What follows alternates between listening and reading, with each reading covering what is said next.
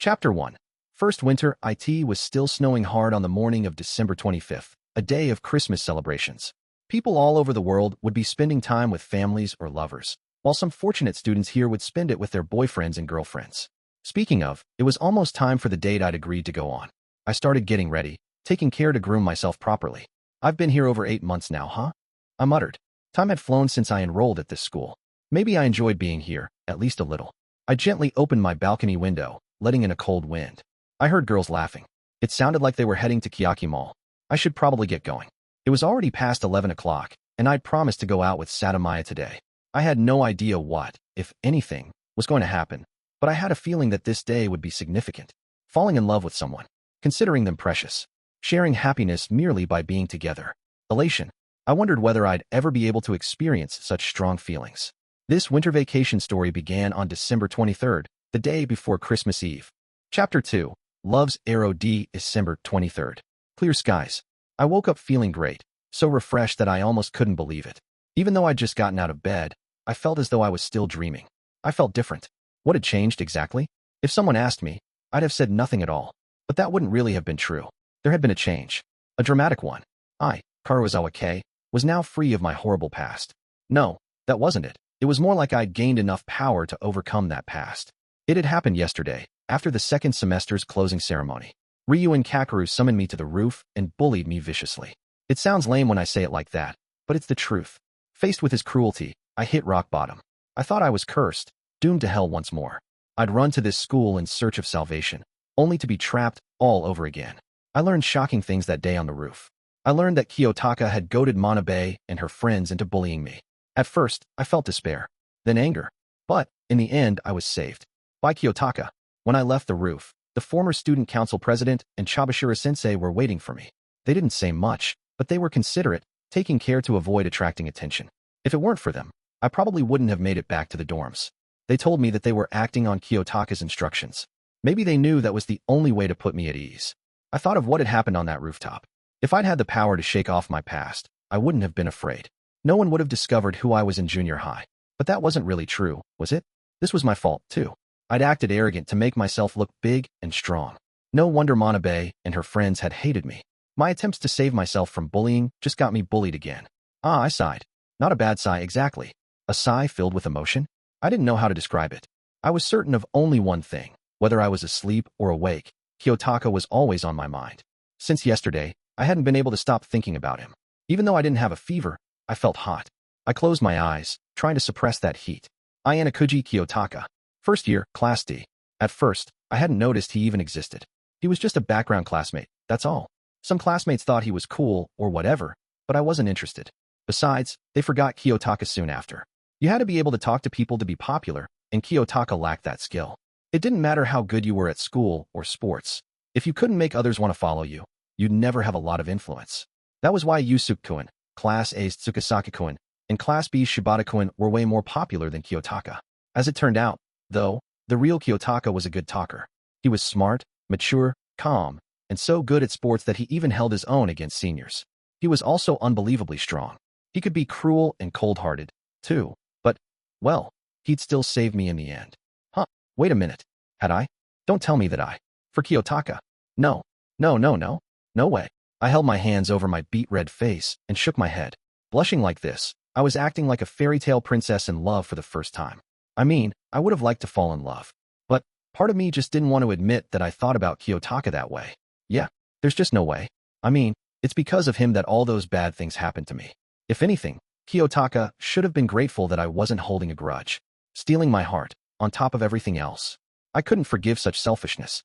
I brushed my messy hair in front of my mirror, wondering whether a normal person could have forgiven Kiyotaka for everything he did. Probably not. Actually, it'd be impossible. They'd definitely bear him a grudge. Only a person with a generous heart, like me, could forgive such a thing. Just be satisfied with that, Kiyotaka. As I talked to myself, I tried to shake off my wild fancies. I didn't know what to say when I was actually in front of him, though. I couldn't tell Kiyotaka that I already forgave him. Maybe I should give him a hard time. Let him know I was angry that he used me. While I thought about that, a message popped up on my phone. Today at 11.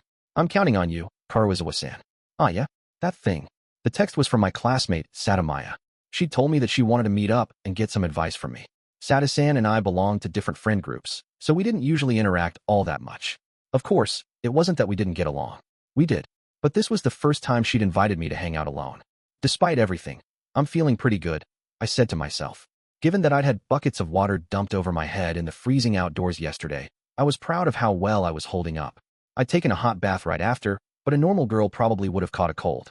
She might have slept for 3 days and nights after torture like that. I'm just used to that kind of treatment, I guess. The self-deprecating joke slipped out almost too easily. I thought I'd changed who I was, but really, I hadn't. I'd been terrified of bullying ever since I started at this school, and that darkness had always been there, deep in my heart. Now, however, I saw everything clearly. Maybe I could change. I took off my pajamas and stood in my underwear. I couldn't stop looking at the scars on my body, but they didn't bother me as severely anymore. It was unbelievable how much I could change in one day. Still, I absolutely couldn't let a boy glimpse those scars, since girls should have soft, smooth, beautiful skin. I'm sure the sight would cool even the hottest love. Although, Kiyotaka was different. He'd looked at my scars without disgust. Maybe he hadn't wanted to say how repulsive they were. Or maybe it had been, like, really dark in that room on the ship. Or maybe he was too busy intimidating me to be grossed out. Maybe, deep down in his heart, he thought I was disgusting. Or maybe he didn't. As I went over the memory again and again, I realized something. Wait, he touched me, didn't he? He put his hands on me. It hadn't really sunk in back then, but that had happened, hadn't it? He touched my thighs. I'd never even held hands with a boy before. What in the world had he done to me? Ugh, geez. I'm thinking about it again. I'm such an idiot. Enough with this. For the time being, I banished all thought of Kiyotaka and got dressed. 2.1 I was running late at this point, so I had to hustle. Students on winter vacation crammed Kiyaki Mall, making it way more crowded than usual. I guess that makes sense. There isn't anywhere else to go, I muttered to myself. I made it to the cafe in the nick of time, waving to Sada-san, who waited by the entrance with her cell phone in her hand. Good morning, Sada-san, I said. Ah, Karuizawa-san. Good morning. Her eyes sparkled as she waved back. She must have just gone to the salon or something, because her hair was styled beautifully.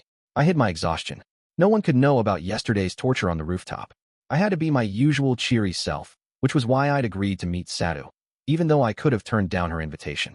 Besides, I'd been curious about what she was up to for a while. Sorry for inviting you so last minute, said Sada-san. Nah, it's no big deal. Phew, I'm so glad to hear that. Sada-san looked delighted as we entered the cafe. It was completely packed, but a group got up to leave, allowing us to take their spot. Perfect timing. Wow, it sure is a full house, I remarked. It was absolutely crazy in here. I wonder if any classes have exams over winter break, said Sada-san. It sounded like she was thinking. The same thing I was. We first years had gone to sea on a luxury cruise ship over summer break, but this time around, there didn't seem to be any special exams in the works. I wondered whether the school was being merciful by giving us winter break off, or maybe there'd be some kind of exam as soon as the new year started. I hope not. If you haven't eaten breakfast, go ahead and order anything you want. My treat, said Sada-san with a smile. Taking her up on that kind offer, I ordered an American scone and a café au lait. Sada-san and I sat down at our small table for two. So, what did you want to talk to me about? I asked. If she was paying me in food, it had to be a pretty big ask. Why, yeah. Here's the thing. To tell you the truth, I'm gonna go on a date soon, said Sada-san. A date? I was surprised, but I kept my shock and minor anxiety in check. Yeah, said Sada-san, her face turning red. I had a bad feeling about this. If I wasn't misreading Sada-san, her date was. So with who? I replied. It seemed like she was waiting for me to ask. Well, with Ayanokouji-kun, actually. It's pretty surprising, huh? She sounded embarrassed, but happy. I heard a slight ringing in my ears, but tried to pretend I was completely calm. I picked up the scone and took a large bite. Some crumbs landed on the tray. The inside of my mouth was all dry from the flaky pastry, so I washed the scone down with the café au lait. Oh, so, you're going after Ayanokouji-kun, huh? That definitely is a surprise. I knew Sada-san had liked Kiyotaka for a while, but since we'd never discussed it, this was probably the safest answer. I know, right? I'm a little surprised too, actually. But remember that relay race during the sports festival? When I saw Ayanokouji-kun run, well, I felt my chest tighten. I started falling for him, I guess. Sada-san spoke with such excitement that it gave me secondhand embarrassment. She really did look like a fairy tale princess in love. But he doesn't really stand out, does he? I asked. I mean, this is you were talking about, Sada-san. I'm sure lots of other guys would be great for you. I don't know, maybe a guy like Tsukasaki-kun from that other class. He was pretty handsome. A lot of girls were crushing on him at one point. I don't think so, Sada-san said. It sounds like he's going out with an upperclassman in his club. So, someone had already nabbed him. No wonder no one talked about him anymore. Male or female, Celebrities always took a hit to their popularity when they started a relationship. Ah, okay. I see. Well, how about Sadanaka-kun? He should be single now, right? I asked. Well, I think he's cool and all, but I guess I just don't feel that way about him, Sada-san replied. My attempts to suggest other, more popular guys weren't making much of an impression on her. It didn't seem as if she only liked Kiyotaka for his looks. Not that he could compare to Tsukasaki-kun or Sadanaka-kun in the looks department. Still, Kiyotaka was among the top 10 cutest boys in school, and Sada-san must have realized that fact.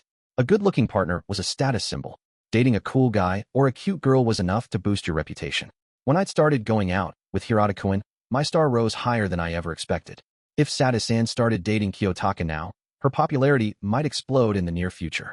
If Kiyotaka revealed his real talents, his reputation might eclipse Hirata-kun's. Even though Kiyotaka had gotten a lot of attention from the relay race, he still wasn't really popular with the girls, probably because of his quiet demeanor, plus the fact that he only ever seemed to talk to Horikita-san. Plus, most girls really disliked his guy friends, such as Ike-kun, Yamauchi-kun, and Suda-kun. In any case, Sada-san couldn't have spoken to Kiyotaka all that much before. Now she was crushing on him just from seeing him in that relay race the one time. Wasn't that kind of shallow? I knew Kiyotaka way better than she did. I knew his true nature.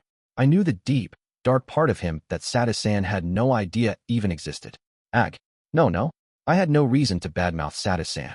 I needed to support her. Why? Because I was dating Hirata Yusuke-kun.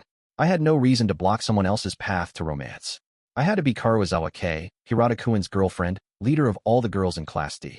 Look, I know this might sound weird, but are you seriously going for him? For real? I asked. The real Karuizawa Kei would ask that question in such a skeptical way. Yeah. Sada-san answered without hesitation. She was determined. This wasn't a prank. Well, it's a good thing you found someone you like, right? Ayanokouji-kun should be single right now. I said. That's right. That's why I thought this might be my chance. I felt like I had to hurry. It was the oldest tale in the book. You confessed your crush to a friend, and that friend snatched up the guy you liked. I understood why Sada-san was cautious. She probably figured that I was safe, since I already had a boyfriend who ranked higher in the class hierarchy than Kiyotaka. Even so, I'd never imagined the two going on a date during winter vacation. Despite what had happened on the rooftop, Kiyotaka really was going out with Sada-san, even though he didn't seem interested in her at all. Rip. I unconsciously tore open the paper wrapper on my straw. So, has our little chat got anything to do with your date? I asked. Sada-san's eyes sparkled as she nodded. She was annoyingly radiant right now. Yes. I just, wanted to ask what makes a successful date. You know? I wondered how you and Hirata-kun got together. Yusuke-kun and I were the only ones in our class who'd announced our relationship. If Sada had sought help from people in other classes, their response would probably have been something like, Kiyotaka? Who's that? It made perfect sense that she came to me for help.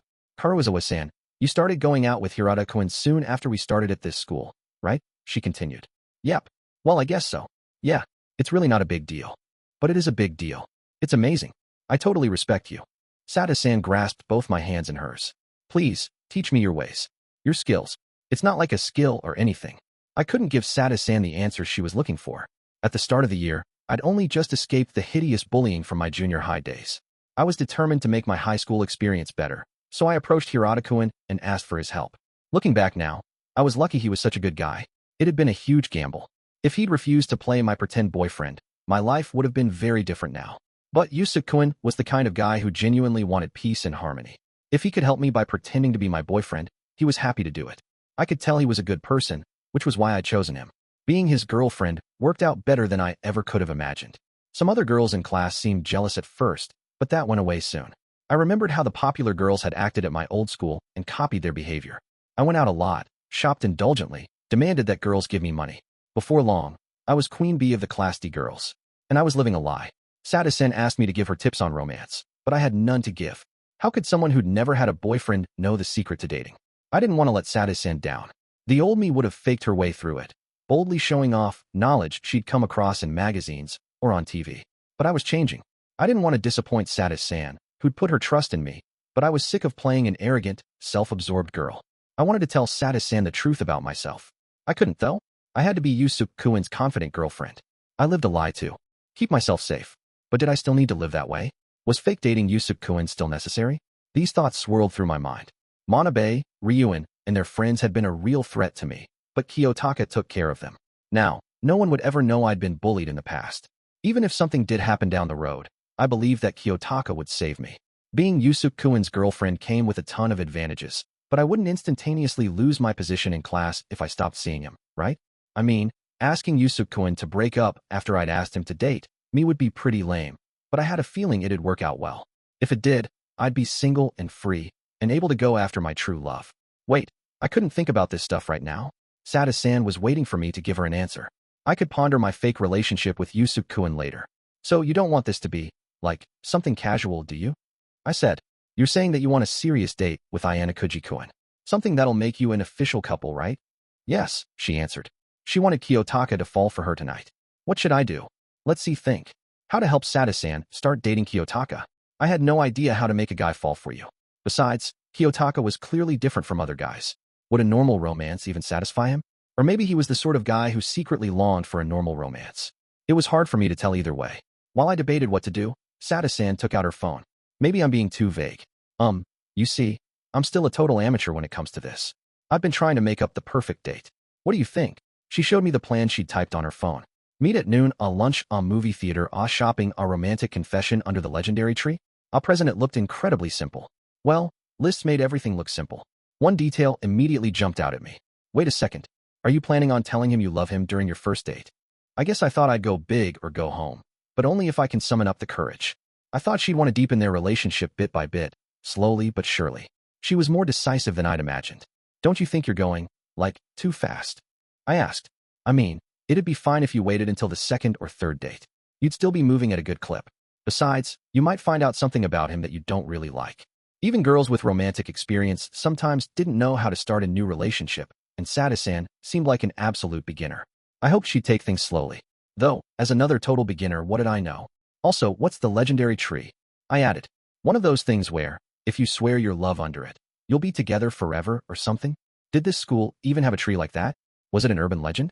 Even if that mysterious power really existed, binding yourself irrevocably to someone for 10 or 20 years sounded like a bad thing. Well, it's not really that famous. I saw something about it on the school bulletin board. It said that, if you tell someone how you feel under the tree, they'll like you back. It sounded like there are a lot of stories of it working. Maybe I should look into it. I pulled up the school's bulletin board forum on my phone and saw that the stories were true. The tree existed, and several successful romantic confessions had happened there. Apparently, some big shot gave the tree to the school when it was founded. The tree was supposed to be over 50 years old now. From what I read, the romantic confession had to take place in the evening, before sunset, sometime between 4 and 5 o'clock. The posts also stated that no one else could be around. If you met all the conditions, there was a 99% chance you'd succeed. That sounded pretty fishy. Isn't such specific timing difficult to pull off, though? I asked. Yeah, they say that if anyone else shows up the moment you say how you feel, it won't work. Being alone seemed like a tall order, especially because lots of people would be around at that time of day. Besides, what if a whole bunch of couples wanted to test the theory at the same time? This really just sounded like superstition, but people would do anything for the sake of making some once-in-a-lifetime romantic confession successful. If it were me, I'd probably want to raise my chances of success any way I could, too. Why did you fall in love with Ayanokouji-kun? I asked. What? Sorry, I added. It's just that I don't know anything about him. It's hard to even picture him. Just what are you attracted to? If you tell me, it'll give me ideas for your date. Sada-san's cheeks went red with embarrassment. She hid her face with her hands as she spoke. Well, first of all, he's really cool, isn't he? He's so quiet and mature. Also, he's a fast runner. He scores higher than me on tests, so he's not an idiot. You know, besides Hirata-kun, most of the guys in our class are really immature. She probably meant Ike-kun and Yamauchi-kun. I definitely agreed on that point. Most of the boys acted like total children. It was hard to believe we were all the same age. No wonder most girls went after upperclassmen. Please keep this just between us, Sada-san added. Don't tell the other girls, okay? I don't want them to figure out how great Ayanokouji-kun is, or how inexperienced I am. It's okay to talk about it with me, though. Well, you're Hirata-kun's girlfriend. There's no competition. Sada-san was relying on me. It felt nice to be valued. But why did it have to be Kiyotaka? If this were about any other guy, I would have supported her fully and honestly. I wouldn't feel so mixed up. Was this just cruel fate? I couldn't help but let out a sigh. This one was heavy. Sada-san's expression turned sad. I'm being a bother, aren't I? She asked. Oh, sorry. I didn't sigh about that at all. Honest, I felt as if a cloud hung over my heart. It wasn't like I was in love with Kiyotaka or anything, though. I just had a unique relationship with him. Still, right now, I had to help Sada-san. Okay, let's revisit your date plan. It might be better to schedule lunch for after the movie. That way, if things get weird, you can always talk about the movie or whatever. Okay, good idea, Karuizawa-san. Sada-san took out her phone. So, when's the big date? I pulled up the movie theater's homepage to check whether the ticket times could be changed. The day after tomorrow. Okay, pretty soon. Wait, the day after tomorrow. That's the 25th. I almost stood without thinking, but caught myself. Flustered, I sat back down. Hee. Sada-san giggled. Don't you hee me. December 25th. One of the most important days of the entire year. Kiyotaka. What the hell was he thinking? Going on a date on Christmas? That was a day for lovers to spend time together and deepen their relationship. A day to confirm their love. It wasn't meant for starting a relationship. He should have gently declined and suggested moving their date to the 26th. Actually, that might have backfired, too. It might have gotten him slapped with a reputation for being a guy who only wanted to be naughty, not nice. I was so worried that my brain was going haywire. I sighed again. What's the matter, Karuizawa-san? Nothing. Don't worry about it. Why was I getting all flustered? It was none of my business. I had no say in the specifics of their date. That was for them to decide. The 25th, huh? Well, I guess it's better than Christmas Eve. Movie theaters were packed on Christmas Eve. If you didn't care too much about the time of the showing or where you sat, you could spend the whole day there. So, if you start watching the movie at 11:50, it'll be over around 1:30, I continued. If you start lunch before 2, you can probably leave the restaurant around 3. That gives you time to tell him your feelings after 4. Good. Sada-san gave a satisfied nod. You'd better make reservations for lunch, too, I added. You want seats near the window, right? Since it wouldn't be peak lunch hour traffic, I was sure she could make a reservation. Also, if you order in advance, the restaurant can make you things that aren't on the everyday menu. I never even thought of that. Just what I'd expect from you, Karuizawa-san. I thought people should accommodate a special Christmas date. Honestly, the boy should have been the one making these arrangements. Still, this was setting the stage for Sada-san's romantic confession, so it was probably fine. Probably. I wasn't sure. Pathetic as it was, I'd never been on a real date. 2.2 After Sato-san and I talked, we headed back to the dormitory. We kept chatting as we walked. The snow's really been coming down since this morning. They say it's supposed to snow even more from tomorrow, she said. I glanced around us. We might have snow on campus all the way to the new year if it kept falling at this rate. Snow reminded me of the year before last. I remembered someone telling me that muddy snow was chocolate-shaved ice before stuffing it into my mouth. For once, I recalled that memory from far away, as if I were fondly reminiscing. Somehow, it seemed so long ago. What was so fun about doing something like that, anyway? I asked aloud. Said Sada-san. Oh, sorry. Just talking to myself. Maybe because of what had happened yesterday, memories kept coming back to me. Sada-san's expression stiffened. I thought it was because I'd been talking to myself, but apparently, that wasn't it. Actually, there's one more favor I wanted to ask. Well, don't hold back. Hit me. I replied, thumping my chest for added emphasis. Thanks, Karuizawa-san. You see, I'm really happy to be going on a date, but this is the first date I've ever been on. I have no idea what to do. You've never gone out with a boy before? I asked. Well, based on what she said earlier, it made sense. Still, I'd assumed that a trendy girl like her had at least gone on a date. Sada-san shook her head, looking embarrassed. I'm telling you this because you're, well, you, Karuizawa-san. I've never gone on a date, and I'm starting my second year. If I told anyone else that, they'd laugh at me. They'd say I'm slow or something. You think so too, don't you, Karuizawa-san? Well, no? You might be a late bloomer, but that just means it took a while to find someone you really like, yeah? It means you respect yourself too much to settle for less. Even as I lied, I supported her. Not for Sada-san's sake, but for my own. Thank you for saying that, she replied. Well, here's the thing. I think I'm going to be so nervous that it might mess up the date. So, I was wondering if maybe you and Hirata-kun could come along and make it a double date? I want you to be my wing woman. I couldn't believe what I'd just heard. Double date. Wing woman. I really should have asked sooner, right? I had you help with all the reservations and stuff, too, said Sada-san sheepishly. The reservations hadn't really been a big deal. What mattered was that she wanted me, someone totally inexperienced in romance, to play Cupid. What could be more hilariously wrong? It's probably a bad idea, Sada-san added. Right. Well, I should say no. I was sure to mess up, exposing my inexperience for all to see. Ugh. Since this was Sada-san's first date, though, maybe she wouldn't notice? Should I act cool and composed and cheerfully accept? Well, I was thinking I'd like to spend Christmas alone with Hirata-kun. Just the two of us, you know. Normal partners would probably also spend tomorrow and the day after together. That should have been an obvious conclusion, but my mind was still racing. I agonized over what to do. Oh, Sada-san looked anxious. It's just, you and Hirata-kun are so perfect together. I want to have a relationship like yours. From Sada-san's perspective, I smoothly sailed through life. That wasn't true, of course, but something kept bothering me, and it wasn't Kiyotaka. I didn't actually like Yusuke-kun in that way, and we weren't actually dating. We were a fake couple. As long as we continued, neither of us could find true love. The thought nagged at me. Even Kiyotaka wasn't attracted to me. How could my lies help Sada-san? Well, I don't know. I thought I might decline, but I stopped myself. Constantly thinking of Kiyotaka wasn't good for me. I needed to get him off my mind. If I could encourage him and Sada-san to get together, then, well, it'd eliminate the possibility of Kiyotaka dating me, unlikely as it was. I'll leave it to me. I'll handle it, I said. Really? Thank you, Karuizawa-san. Sada-san took my hands, hopping up and down. She really does like him that much, huh? In that case, I should support her first love. I scooped up some snow and pressed it against my forehead to cool off. As I did, I reflected. I wasn't the person I'd been in junior high. I wasn't the same despair-filled girl of 3 years ago. I wasn't even the same student who started school here 8 months earlier. Playing a part for my classmates hadn't set me free. It had been a way to protect myself. That was no good. If someone needed your help, you had to be honest. You couldn't be a true friend otherwise.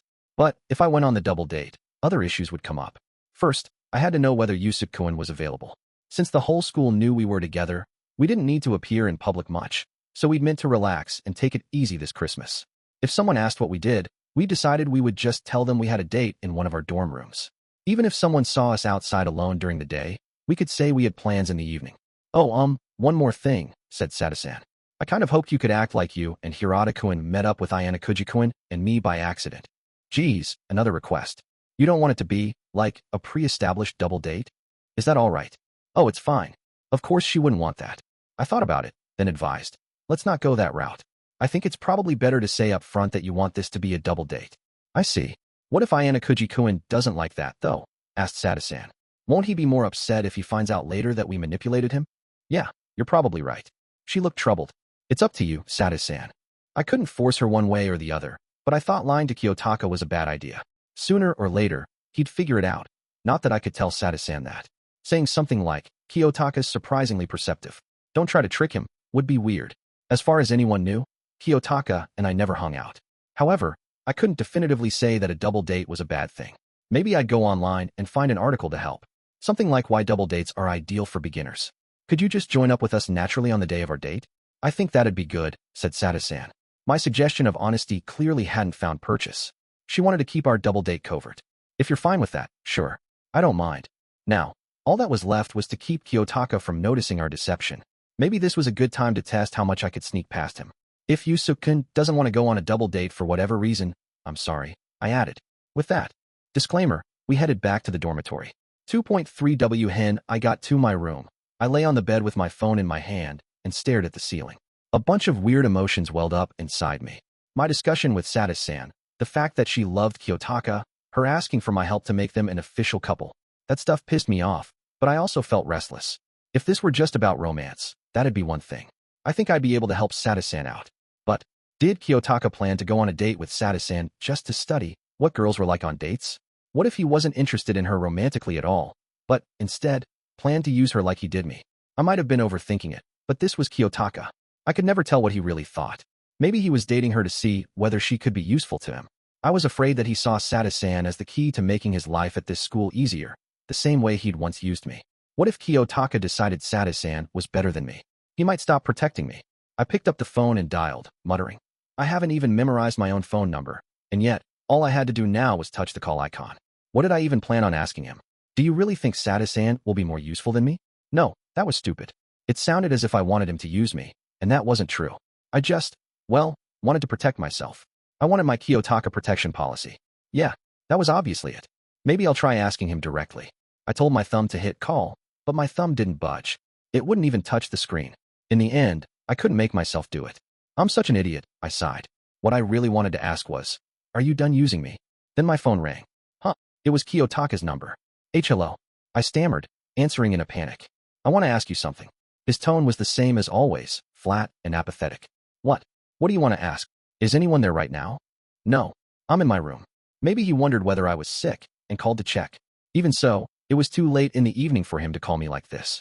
Still, my heart fluttered to think he cared. But Kiyotaka crushed my hopes in a second. I need you to investigate something for me, Karuizawa. What? Didn't you say you weren't going to rely on me anymore? You told me to erase your contact information. I snapped. After what happened yesterday, shouldn't he check on me? I didn't expect something caring, like, you didn't catch a cold, did you? Still, it'd be nice to at least get an, I'm sorry, or something like that. Kiyotaka had manipulated Ryuen and the others into bullying me. I should have hated him. Anyone else would have reported him to the school. The least he could do was apologize. Yet the first thing he said was, I need you to investigate something. Listen up, Kiyotaka. Who do you think you are? I don't owe you anything anymore. Actually, you owe me protection. For free. I ought to have said something bold like that, but those words remained stuck in my throat. I was afraid that if I actually did, Kiyotaka would walk away from me. What do you want me to investigate? I asked instead. Satu-san. This situation was getting weirder and weirder. I said nothing about my meeting with her today. What about her? I want to know who she usually hangs out with. What her behavior patterns are. I'd also appreciate it if you could fill me in on her personality, hobbies, and likes and dislikes. If you already know all those things, our conversation will be brief. I don't know any of that stuff. Unfortunately, Satu-san and I hang out in different groups. I don't know much about her. Not very well informed, eh? So, there are lots of things that even you, the girl's de facto leader, don't know. Hey, did you know you're being a jerk right now? If you don't have the answers, then do some digging. For me, I'd prefer that Satu remain in the dark about this, he said. Well, if I ask Shinohara-san, I might be able to find out some things. Do whatever you think would be best, please. I leave everything in your hands, Kiyotaka told me. All right, fine. I'll try asking around, but tell me the reason why. Send me the details via email. Kiyotaka hung up without even responding to my question. What the hell is his deal? Ugh, God, I was an idiot to expect anything else from him. I should have coughed during the call or something to hint that I didn't feel well. Grumbling, I sent a chat message to Shinohara-san. If nothing else, I could be proud of myself for acting professionally, even while Kiyotaka was being a jerk. Shinohara-san responded, and soon, I effortlessly turned the topic of conversation to Satu-san. Shinohara-san and I chatted for a while, and once I'd gotten everything I could, I sent the information to Kiyotaka's other email address. I didn't get a reply, as usual, but I was sure he got the message. So Kiyotaka was actually interested in Satu-san?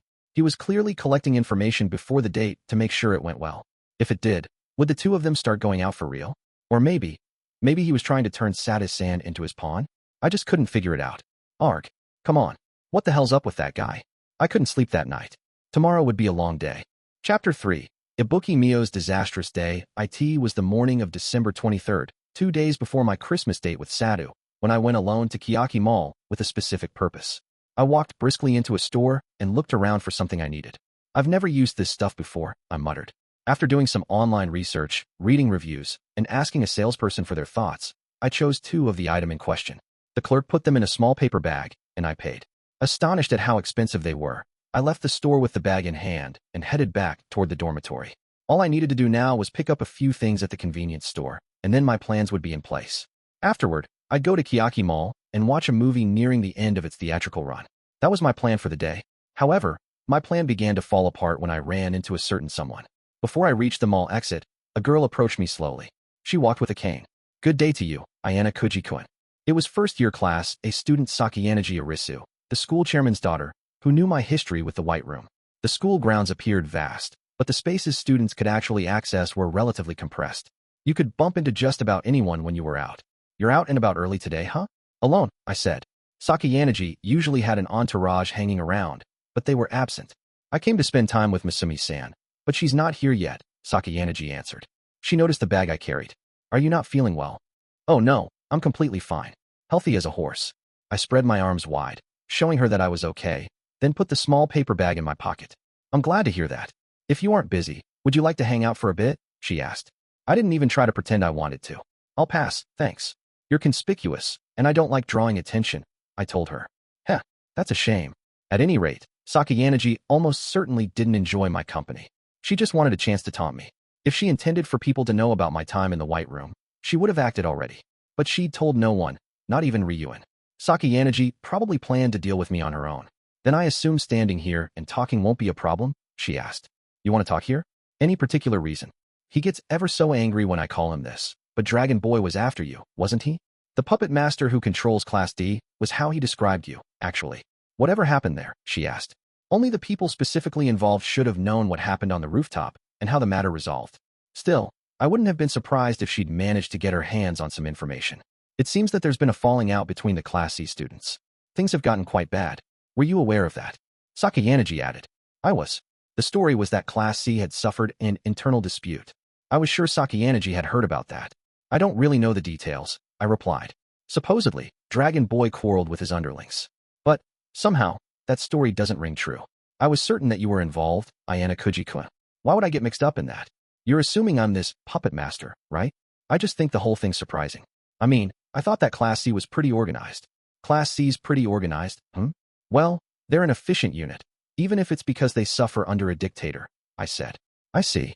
Well then, it seems you had nothing to do with the incident, Ayanokouji-kun. From what I can see, you don't appear injured at all. Sakayanagi watched my expressions and gestures closely, but she'd get nothing. The story about Class C's infighting may be true. However, Ryuen seems no closer to moving in on Class D, she added. Probably because there are quite a few talented candidates for puppet master in Class D. Koenji, in particular, is very capable, I replied. I see. Well, Koenji certainly seems like a suitable opponent for Dragon Boy. I suppose we'll understand the truth of the matter once the third semester begins, Sakayanagi said. Can we change the topic? Yes, of course. Sakayanagi didn't comment on the bluntness of my request. When I saw you a few days ago, I thought it was strange that you and Ichinos were getting along so well.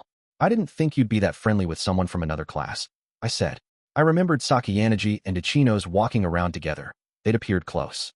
You didn't spend a precious day off with someone if you didn't get along. Sakayanagi chuckled. Please, enough with the jokes. She and I aren't friends, you know. Meaning? I asked. Actually, she thinks that you and I are close, Ayanokouji-kun. Sakayanagi paused. Since Class C seems so obsessed with Class D, I've gotten a little bit jealous. I like messing around with Class B to stave off boredom. Toying with her opponents entertained her, apparently. Once the third semester begins, will you play with me? Sorry, but no. Play with Horikita and the others if you want, I replied. She isn't a suitable opponent for me. Then pick a fight with Ryuen or the senior students. I'd rather you just ignore me. I'm afraid that's impossible. I'd like to fight you as soon as I can, Ayanokouji-kun. Sakayanagi wasn't backing down. My humble act probably wouldn't work on her. As long as she knew about the White Room, she wouldn't give up. If I just ignore you, what then? I asked. Are you sure you can afford to do that? If you won't be my opponent, Ayanokouji-kun, I'll just have to find another.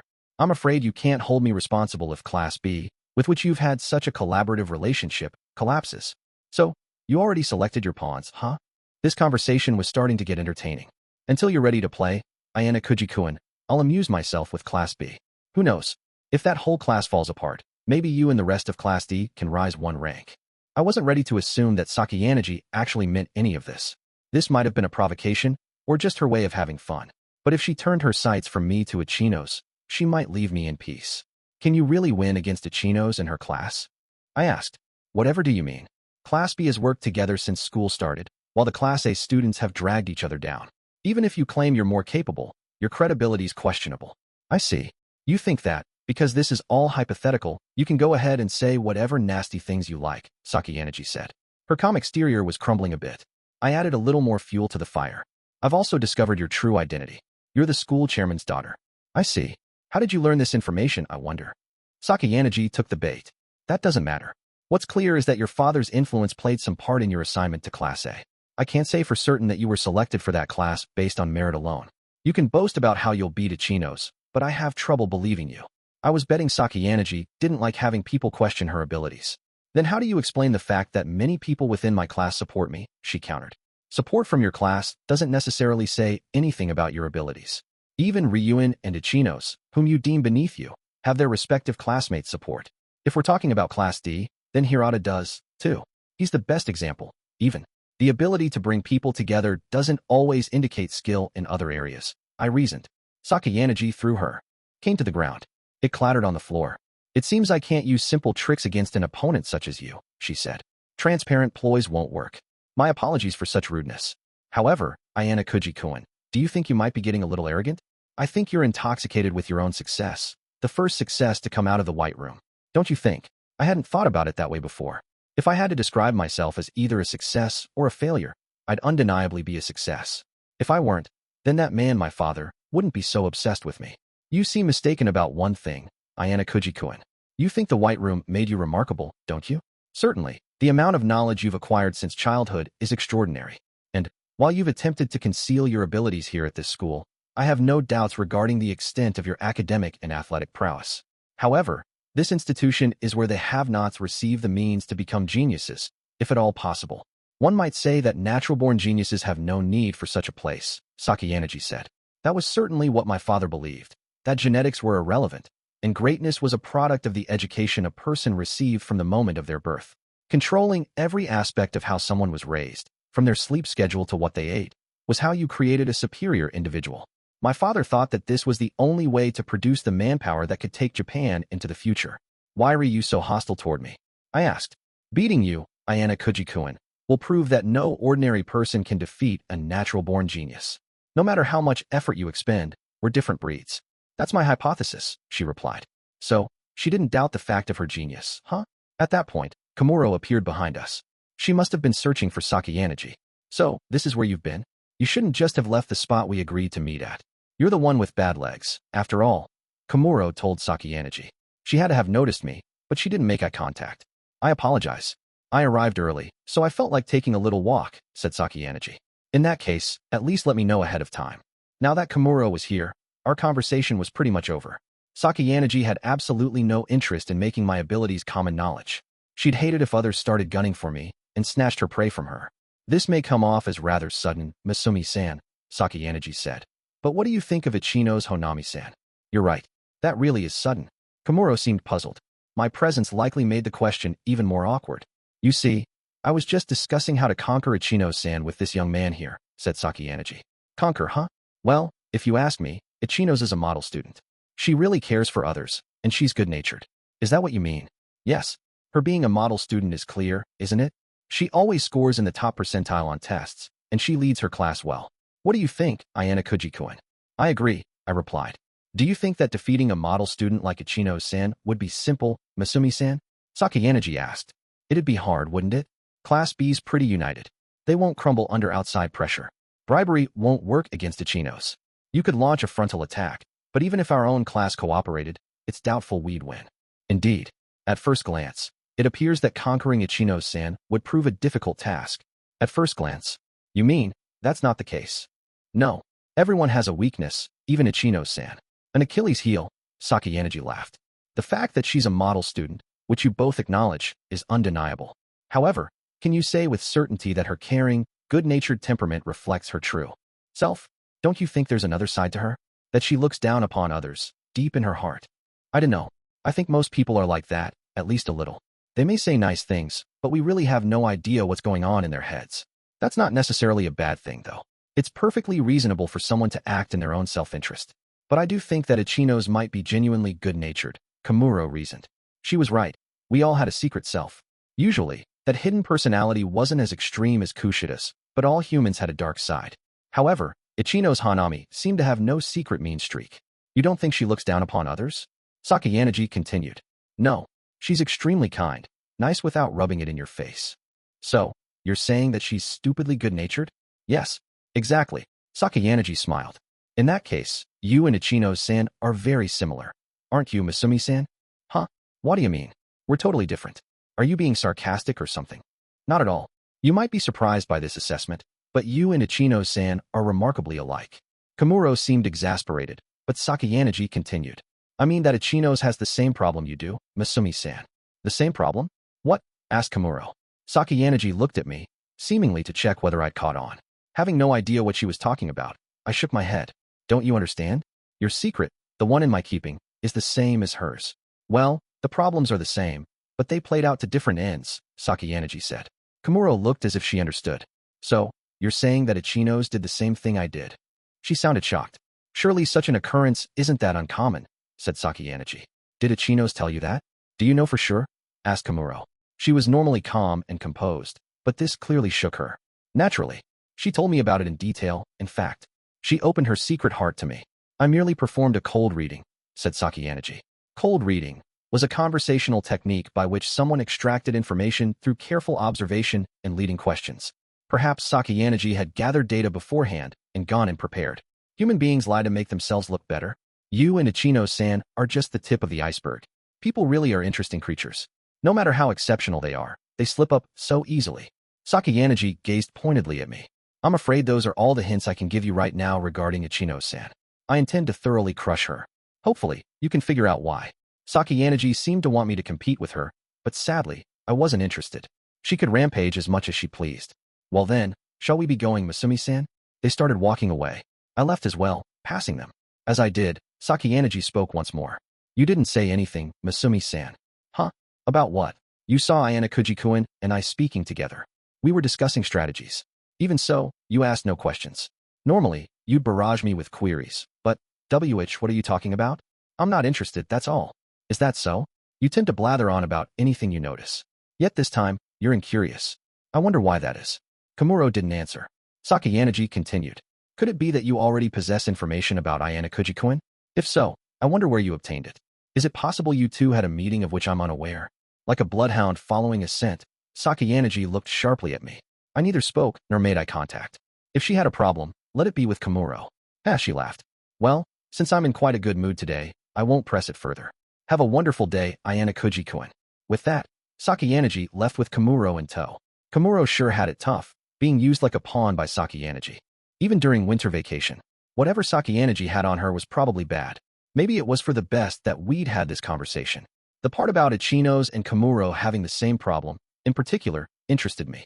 Sakayanagi would get nothing out of lying to me, but I similarly gained nothing by taking what she said at face value. If the truth got out, and Ichino's did fall from grace, well, that'd be fine.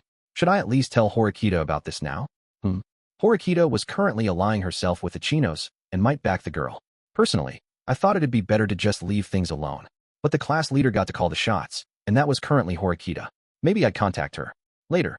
This wasn't urgent. With Sakayanagi gone, I strolled to the dorm. I was back on track to fulfill my original goal, delivering the items I'd purchased. However, my objective was once again derailed. As I approached Kiyotaka Mall's exit, I passed a rather energetic-looking girl.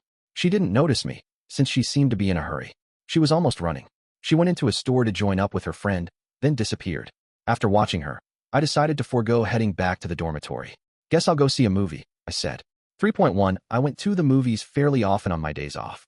Some people might have considered spending points on a film to be a waste of money, but I thought it was important to have a variety of interests, and films were becoming something of a hobby of late. In addition to being a way to relax, they let me acquire new knowledge, exposing me to different ideas, cultures, and points of view. That said, the movie I saw today wasn't award-winning cinema, nor was it the type of saccharine love story couples flocked to over the holidays. I was watching an action story with gunfights, focusing on a conflict between small-town gangsters. Some days, I just wanted to turn my brain off and be entertained. Since the film was about to leave theaters after a short run, it was by no means a masterpiece. It was a pathetic B-movie at best. Thus, I'd been able to book a ticket online and get a good seat for any time I wanted.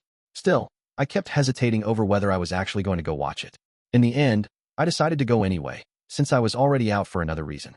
I went to the counter, where I chose which movie I was going to see and the showtime I wanted. I received a laminated sheet with a seating chart on it. I realized then that something was wrong. The seats toward the back of the auditorium, the ones I always chose when I went to the movies, were already full. In fact, there didn't seem to be many free seats left. Apparently, a popular film scheduled at the same time had been postponed, so a lot of people had decided to see this gangster movie. With Christmas approaching, most of the seats had been reserved in pairs. People probably thought, well, better to watch something, rather than nothing. Or something like that. I told the employee that the exact center of the front row would be good. Fortunately, a few seats were still available. Why were the seats at the ends of rows so popular? Did it have anything to do with couples? I didn't really know the specific psychology of movie theaters. Since I had about 20 minutes until the movie started, I killed time by hanging around a rack of pamphlets. With 10 minutes to go, I entered the auditorium alone. Couples sparsely filled the seats behind me. In the center of the front row, I waited for the movie to begin. The seats filled up relatively early. I kept looking at the screen.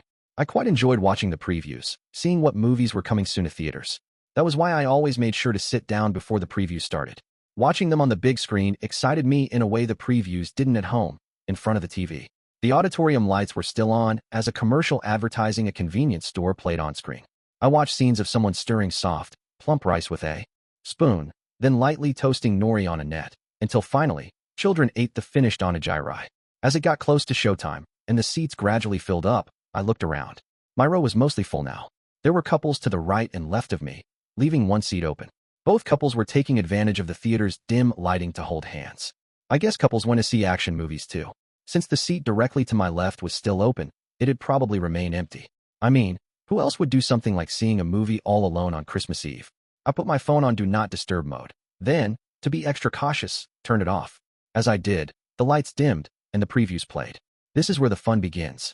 Just then, a shadow appeared on my left. A lone student sat down in the vacant seat. So, another odd person. Someone who'd see a movie all alone on Christmas Eve. Honestly, I admired their taste in movies. I turned to look at my fellow cinephile. My mouth fell open. The lone wolf was none other than Class C's Ibuki Mio. The incident on the rooftop popped into my head, and I felt awkward. Fortunately, the auditorium was dark. Ibuki didn't notice me. Her eyes focused only on the screen. I was a firm believer in staying all the way to the end of the credits, but if I lingered until then, the lights would come back up. That settled it. Today, I'd make my escape as soon as the credits rolled. However, I'd miscalculated. It was the problem that came up time and time again in movie theaters, the armrest. If I were sitting at the end of the row, I definitely could have used both the left and right armrests, but other seats were a constant battle. As far as movie theater etiquette went, there was no official rule, but the early bird got the worm, so to speak. Since the couple to my right had already made use of the armrest, I'd thought the one to my left would be open. However, Ibuki casually placed her elbow on it. There was enough space on the armrest for 2 people, but then our arms would touch. Maybe Ibuki thought about the same thing, because she looked to see who was sitting next to her. Naturally, our eyes met. Gay. She gave a disgusted grunt. The previews were silent at just that moment, so I heard it quite clearly. I thought that saying nothing would be weird, so responded with something simple. What a coincidence, huh? Ibuki just looked away. She intended to ignore me, apparently. Well, that helped make things easier. I concentrated on the screen. When the movie started, however, I felt Ibuki gaze over at me on occasion. Maybe she was just curious about my presence, but she didn't seem focused on the movie. I wanted to turn to her and say something like, "How about you watch the screen instead of me?" I couldn't speak loudly in the auditorium, though. Should I try whispering it into her ear? No, she might snap at me. I should just watch the movie, pretend not to notice, and put up with her. Fortunately, I'd been used to people monitoring me since childhood. I wouldn't let myself look agitated. I just watched the movie. However, the film itself wasn't particularly good, truly a B movie. Seriously, the plot's so repetitive and dull. Shouldn't it try something different? Well, at least we were nearing the climax, with the protagonist about to ride into enemy territory and save the day. Just before that thrilling edge-of-your-seat conclusion, though, the screen suddenly went black. At first, I thought it was an artistic decision on the filmmaker's part. We all remained silent and kept watching. However, after 10 or 20 seconds, neither the picture nor the sound had come back. Just as I started to wonder what was up, an announcement came over the auditorium speakers. We sincerely apologize for the delay. The screening has been temporarily halted due to an equipment malfunction. We understand that this may be an inconvenience. Please bear with us until the problem has been addressed. The students grumbled and complained at first, then settled down to chat quietly and wait. Geez, I really have no luck at all. Ibuki sighed, seemingly directing her comment at me. Did she mean to imply that I'd caused the malfunction? I'm pretty shocked, too. I mean, I never imagined you'd come see a movie today. I replied. I'm free to decide when I see a movie, aren't I? She retorted. Guess she didn't like what I suggested. Well, the same goes for me, I said. You. Ibuki opened her mouth to speak, but stammered. She glared before speaking again. All this time, you've made fun of me. I can't forgive you for that. I understood why Ibuki might be angry. Consoling her, or saying that that wasn't true, wouldn't work. I adopted the strategy that I thought was best. That's power, Ibuki. Huh. A disquieting air hung around us. She gave me a sharp glare full of irritation and bloodthirst. I continued speaking. If you have enough power to overcome your opponent, you win. Whether your opponent hid the true extent of their abilities doesn't change that. If you could have stopped me, Ryuen would have won. Or, at the very least, we could have ended in a draw. I would have looked extremely lame if I'd been beaten up on that rooftop after taunting Ibuki. Ibuki definitely couldn't argue. One should rely on one's own strength. Whether an opponent hid their abilities should have been a non-issue. Besides, unlike Ryuen and Sakayanagi, I'm not aiming for the upper classes, I continued. Naturally, since I don't want to stand out, I don't make it a point to show off what I can do. I only fought Ryuen after weighing many other options. There was no getting around it. It's never been my intention to mock or condescend to my opponents. I really don't like that. No matter how logical my argument, it was difficult for Ibuki to accept. You say you don't want to stand out, but that's bullshit. If you hadn't done what you did back on the island and provoked Ryuen, things would not have turned out this way. Even before that, if you let the whole thing with Sudu slide, that would have been it. You may be right. If I'd let Sudu get expelled, Ibuki defeat Class D on the island, and Ryuen gamed the cruise ship's test, then Ryuen wouldn't have had it out for Class D the way he did. He probably would have turned his sights on Class B long ago. You say one thing, then do another, Ibuki accused. You used your abilities even as you stayed hidden. She turned back to the blank screen, probably figuring that any further conversation would be a waste of time. I decided to let things go. With any luck, the movie would resume soon, and this encounter would come to an end. 3.2 However, my plan to leave as soon as the credits rolled went up in smoke. I waited and waited, but the movie didn't start. Either the equipment malfunction was just that severe, or the workers were slow. Ibuki sighed repeatedly. Well, it was perfectly reasonable to sigh in this situation. I'd already started to lose interest in the movie. So, what do you think's going to happen? I asked. I couldn't take the silence anymore. Since Ibuki still hadn't left, she was probably curious about the end of the movie. Or maybe, since no one else was moving, she couldn't get to the exit without crawling over everyone. Ibuki rested her cheek on her fist, her arm placed firmly on the armrest. She made no attempt to look in my direction. Her body language screamed, "You're annoying, so don't talk to me. Maybe I should quit poking the beehive." When in the world was the movie going to start? A few students here, and they grew tired of waiting and left. I thought Ibuki would follow, but she showed no sign of getting up. Maybe she simply wanted to see the rest of the movie after all. For my part, I wanted to see how it ended. If I didn't stick around, then coming here would have been meaningless. Time to display my tenacity. I turned my phone on and checked the time. About 20 minutes had passed since the movie stopped.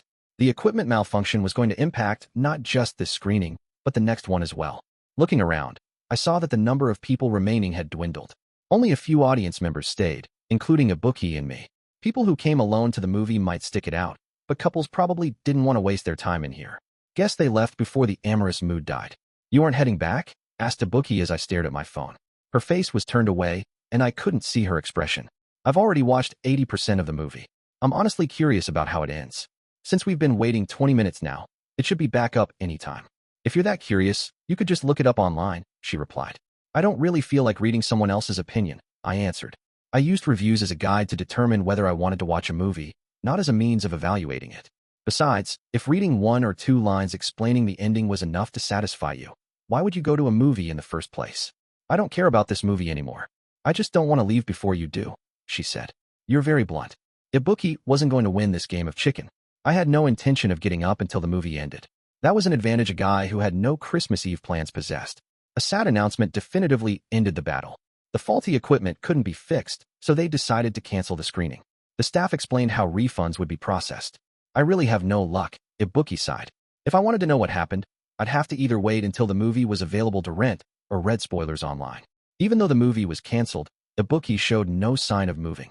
I decided to just get up and leave. My business here was done. 3.3 MAB because of the tension I'd endured, my shoulders felt stiff. After unsettling interactions with Sakayanaji and Ibuki, I didn't feel like taking any detours on my way back. As I left the theater, a voice called out to me from behind. "Hey, do you really think you can just go on hiding your identity like this?" It was Ibuki. She'd chased after me to ask that. "Did you not listen to a word I said? Just keep what happened to yourself," I told her. "This isn't a joke. All this time, you've been laughing at me," she replied.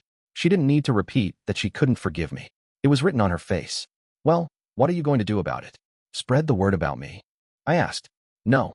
After all, I wouldn't be the only one in trouble if I did." "Right. That's right. Depending how things played out, it wouldn't just affect the people who were on the rooftop. Manabe and her friends might get caught in the crossfire. If school officials followed the series of events all the way back, they might trace things to me. However, I could come up with as many excuses as I needed to give them the runaround. The most they could possibly do was suspend me. Besides, this school's built on student conflict. You're barking up the wrong tree by blaming me," I told Ibuki. "I know that. It's just, well, I can't stand you." I contemplated Ibuki Mio. She'd probably studied martial arts since childhood. There was hardly any difference in strength between male and female bodies before adolescence. So with her skill, it would have been easy to overpower the opposite sex. With time and puberty, though, things got more complicated. You could categorize Ibuki as fairly strong for an average high school student. There was no way a man without martial arts training could contend with her. But against a man with the same talent, one who trained at the same level or higher, she couldn't win. Ibuki wasn't ready to acknowledge that. "You went quiet. What are you thinking about?" she asked. "I was contemplating how I can resolve this matter amicably. And, unfortunately, I couldn't come up with anything. No matter what I said, nothing would convince you." For the first time today, the corners of Ibuki's mouth twitched into a small smile. "You're right. I won't back down. As I'd suspected, I might need to employ an all-out attack." "So, do you like movies?" I asked. Huh. I understood why she looked stunned by the non sequitur. However, I daringly continued a normal conversation.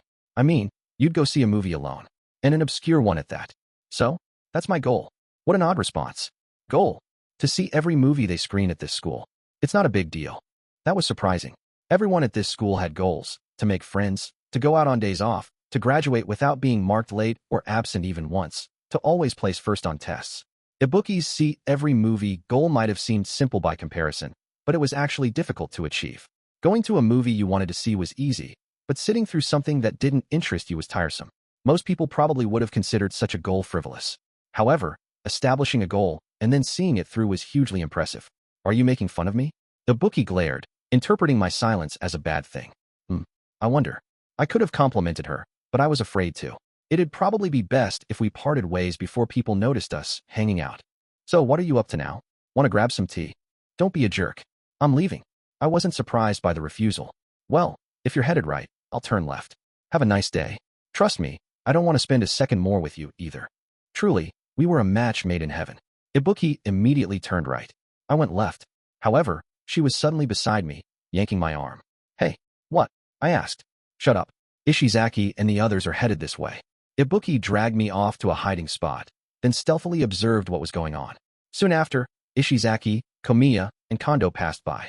Ishizaki was in the group center. Ryuen would normally have been with them, but obviously, he wasn't there. You okay, Ishizaki?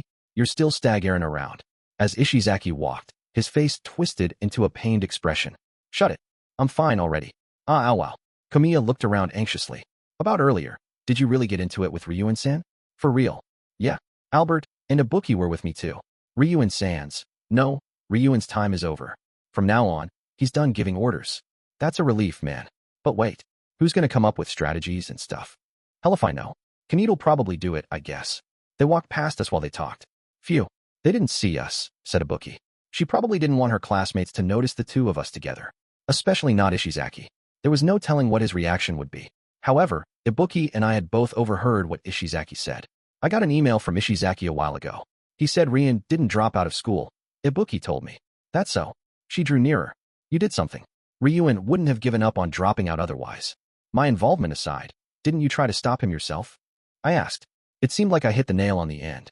I hate Ryuen's guts, Ibuki replied. But I hate that you took him down when you're not even our classmate. I hate that even more. I beat him precisely because I'm an outsider. Besides, there are things you can do, as members of Class C, that I can't. Like how Ishizaki intends to carry out his duty. I said. Ishizaki might hate Ryuen, but he was still trying to do his part. I could tell it was because he had a certain amount of respect for the other boy. Do you really think so? Do you? He should hate it. Ryuen treated him like shit.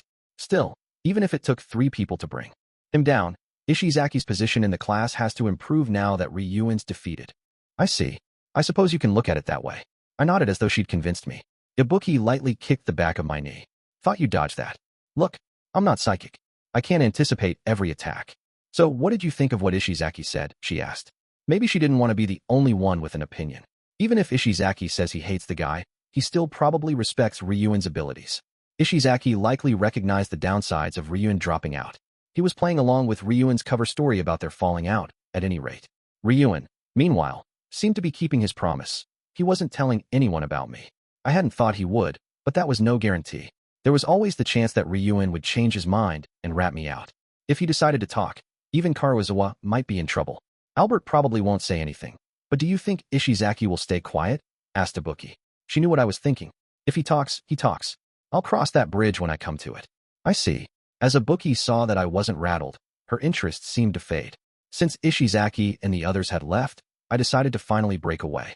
I crouched as Ibuki came at my head with a high-speed kick. So much for not being able to dodge, she said.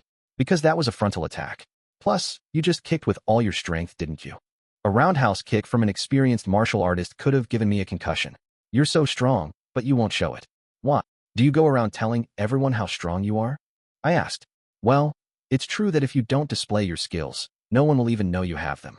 But, unlike Sudo and Ishizaki, I'm not the hot-headed type. Fight me, said Ibuki. What? I want you to fight me one more time. Go all out. She just wouldn't give up. How did we even get onto this topic? I asked. I hate you. I hate your lying, two-faced bullshit. You show the world a fake personality and keep the real you locked away. I see. For better or worse, guys like Ryuen and Ishizaki were exactly what they appeared to be. Ibuki was the same. Even when she spied on us during the island test, she'd acted like herself. I've always been this apathetic, I said. But it's pointless to argue, isn't it? Yep. Everything else aside, I won't be satisfied until I pay you back for the rooftop. Ibuki wouldn't listen. I could run, but it would cause me a lot of grief if she hounded me for the rest of the school year. Ibuki must have guessed what I was thinking. You don't want me to cause trouble, do you? She asked. She was threatening me. Even if she didn't tell people about me, they'd notice her following me and ask questions. If you want me to back down, have another match with me, she said. She said match, but it sounded like battle. Wouldn't you rather throw down in a game of Go or Shogi? I don't know how to play. Unfortunate. I was good at both those games. Let's settle this, said Ibuki. She took a fighting stance, right in the middle of the crowded mall. That was how she decided things, in the most direct, black and white way possible. This won't change anything, I told her. Huh? You mean, the results will be the same? Ibuki's lips curled. A vein bulged slightly in her forehead. The faint smile she wore just a moment ago now seemed like a distant memory. Not just the results. Your way of thinking too, Ibuki. No matter how badly she lost, Ibuki wouldn't accept defeat. Even pretending to let her win would be like pouring gas on a raging fire. So, you don't accept my challenge? She asked. There was no way I'd accept under normal circumstances. Deep down, I really didn't want to do this, especially when I was so tired. However, are you free now? I asked. Yeah, I guess. I didn't have any plans besides the movie. Does that mean we're doing this? Ibuki apparently hadn't expected that I'd go along with the fight. She looked quite taken aback. In fact, she stepped away. Were you joking? I asked. No, I want this, she snapped. Do you accept or not? Suppose we have a match. What should we do about the location? I asked. The mall was hardly the best place. That said, anywhere on campus was basically out of the question. Since it was winter vacation, there was no telling who might see us. We could probably take the fight to one of our rooms, but if we were spotted, that could be even worse. Ibuki understood that too. Let's go look. You're not going to give up on this, huh? Our chance meeting today sealed your fate. With that dramatic line, Ibuki started walking off. She seemed to want me to follow her. What if I run away? I asked. I'll chase you. And, when I find you, I'll dropkick you. Well, there you had it. I followed her. Before we go any further, let me say this. Our first and only goal is finding a place suitable for our fight. If she couldn't pick a suitable location, I was done. Yeah. Ibuki walked briskly through Kiyotaka Mall, searching for a quiet, isolated spot. She wouldn't find one easily. Even in abandoned areas, there were security cameras. If students weren't around, there would be employees. Maybe we could have fought at the school building or something, but we couldn't enter without our uniforms, and changing into those just to fight would be bizarre. Why don't we just give up? I suggested. I mean, finding a secure spot here is... Wait a minute, said Ibuki, looking at a door with a glass window bearing the word staff only. An employee pushing a flatbed cart came out that door. He wore a yellow apron. A name tag on his chest read Kimura and Kiyotaka Mall Pharmacy in a large font. The cart held 3 cardboard boxes, and the employee was headed toward the mall pharmacy, most likely restocking supplies. Follow me, Ibuki said. Hey, that's... She opened the door and led us into a deserted warehouse. The space was dimly lit, full of cardboard boxes of snacks, gauze, and the like. The heat wasn't on, so it was chilly. No one will see us. There wouldn't be any security cameras installed here. However, shouldn't this place have been locked? Did that employee forget to lock up behind him? Or maybe he'd be back soon. In any event, we'd be in trouble if we were discovered. We'll just say we walked in by mistake.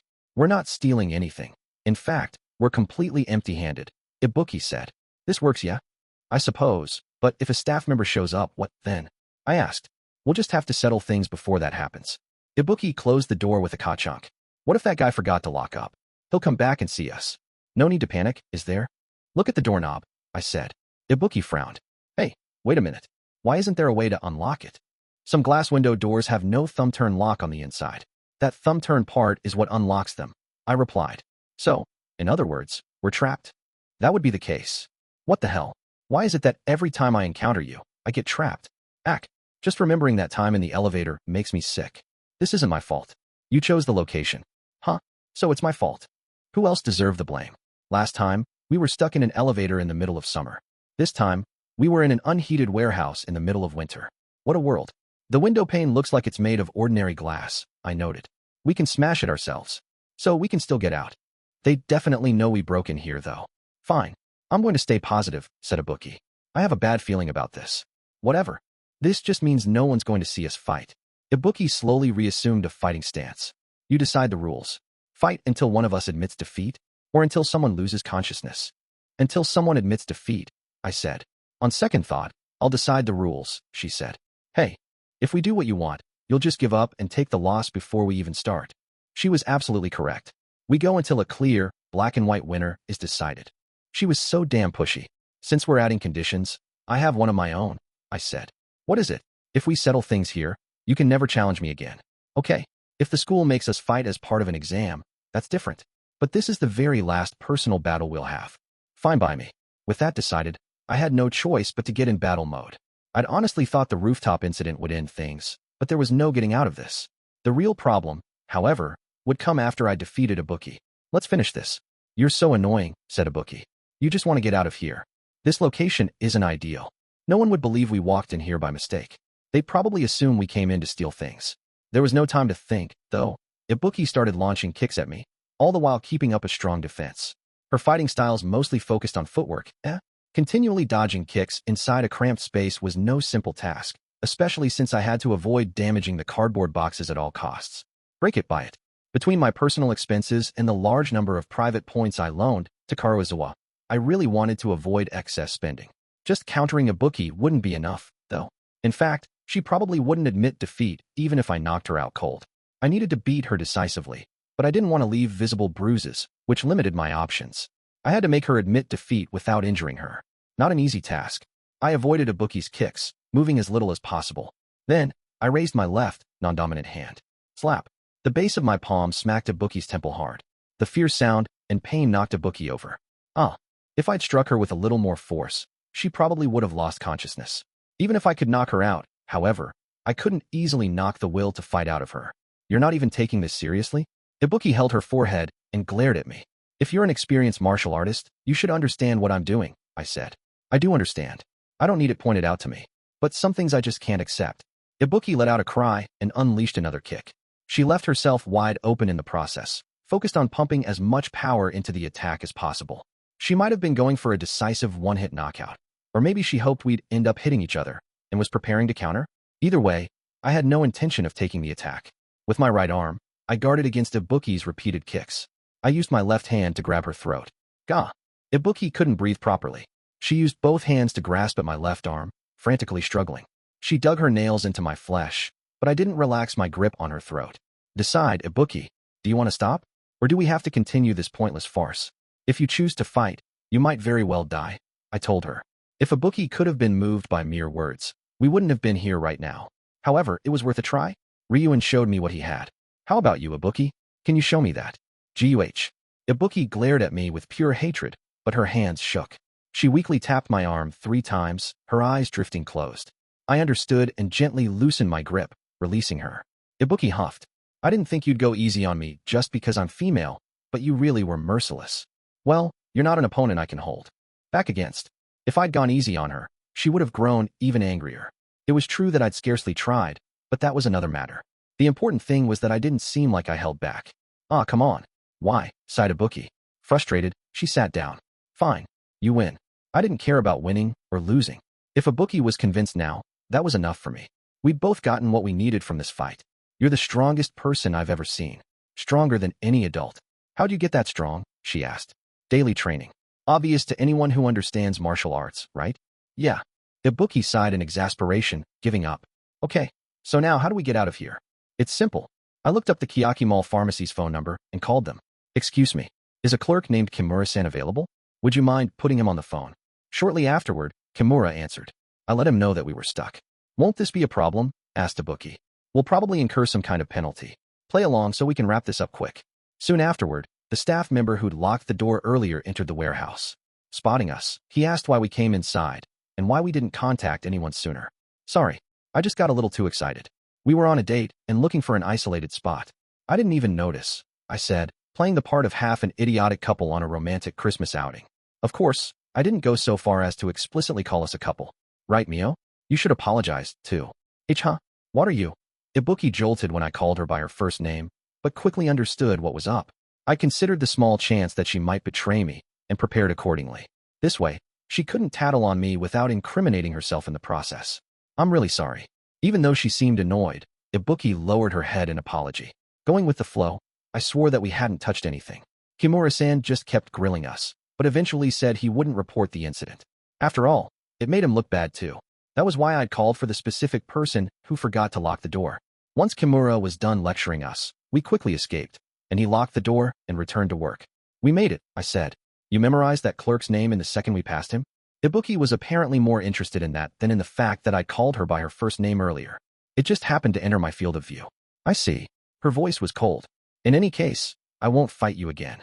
Thank you, but I want your opinion. My opinion? You know that a student needs 20 million points to get to Class A, right? For an entire class to do so, they need a combined total of 800 million points. Do you think it's even possible to save such an absurd number? She asked. It's impossible. Everyone dreams about it, but they have to face reality in the end, I replied. You're probably right. Is that the last thing you wanted to ask? Yes, that's all.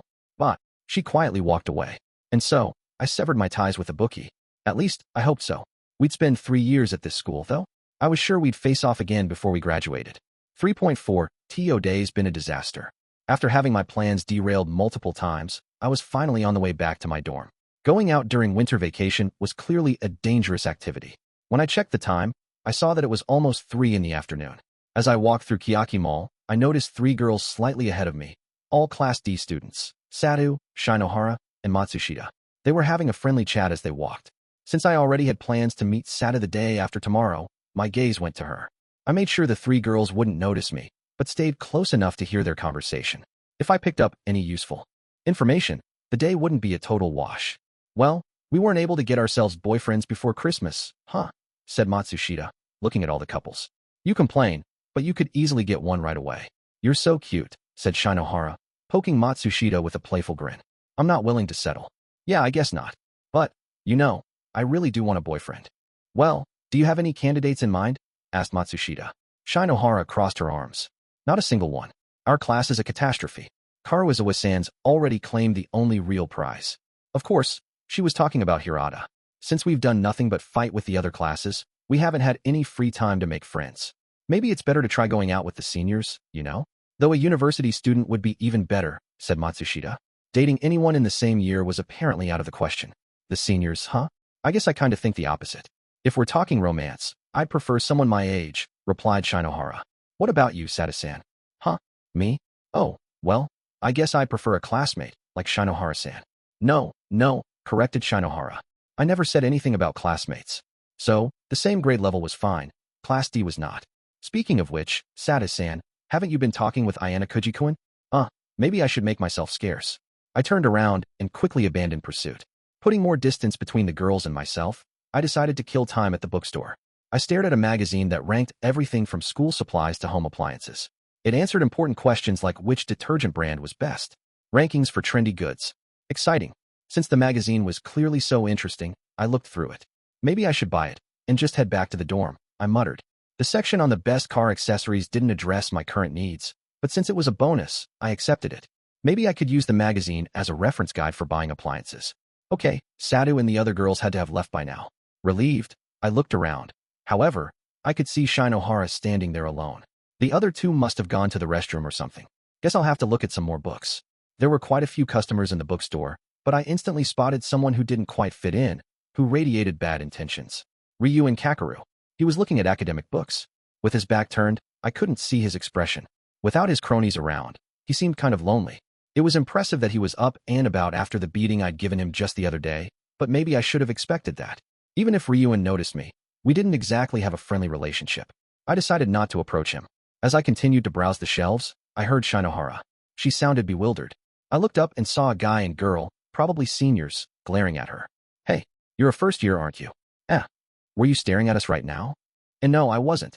I didn't recognize the senior girl, but the guy was familiar. He was the third-year Class D student who sold me old test answers at the start of the year. Quite a few second and third-year students had gotten expelled since then, but though he'd been just scraping by, living off vegetable meal sets, he was still here. The 2 upperclassmen wore gaudy matching polka dot outfits, clearly broadcasting couple vibes. Their arms almost touched. No doubt they were an item. You were totally staring, the senior girl told Shinohara. What? Can't face forward when you're walking. Come on, let's just go already. Don't mind her, said the guy. His girlfriend seemed pretty angry, though. You're just a first year. And you're a Class D student too, aren't you? Well, yes. But I wasn't staring. Don't lie to me. You're the one who bumped into us. I was willing to bet she and Shinohara had shoulder-checked each other accidentally. Since neither seemed to have any injuries, it couldn't have hurt that much. You should do something about that attitude. Bumping into a senior? Apologize. But you're the one who wasn't paying attention, so, huh? Are you saying it's my fault? Shinohara tried, but she couldn't take the pressure. She reluctantly bowed her head. And no, I'm really sorry. However, that wasn't enough for the senior. Her fuse was lit, and she was ready to explode. Humph. With an attitude like that, the apology means nothing. A attitude. But you weren't looking ahead, senpai. Don't screw with me. You were the one being a space case. But maybe I should have lent a helping hand. But I hadn't seen them bump into each other, so it wasn't like I could stand witness. As I mulled it over, ready to put back the magazine I held, another student appeared. He noticed Shinohara and approached her. I continued to watch. Hey, what are you doing, Shinohara? Asked Kanji, ignoring the seniors. Ikuin. From the expression on Shinohara's face, she seemed caught between two brewing storms.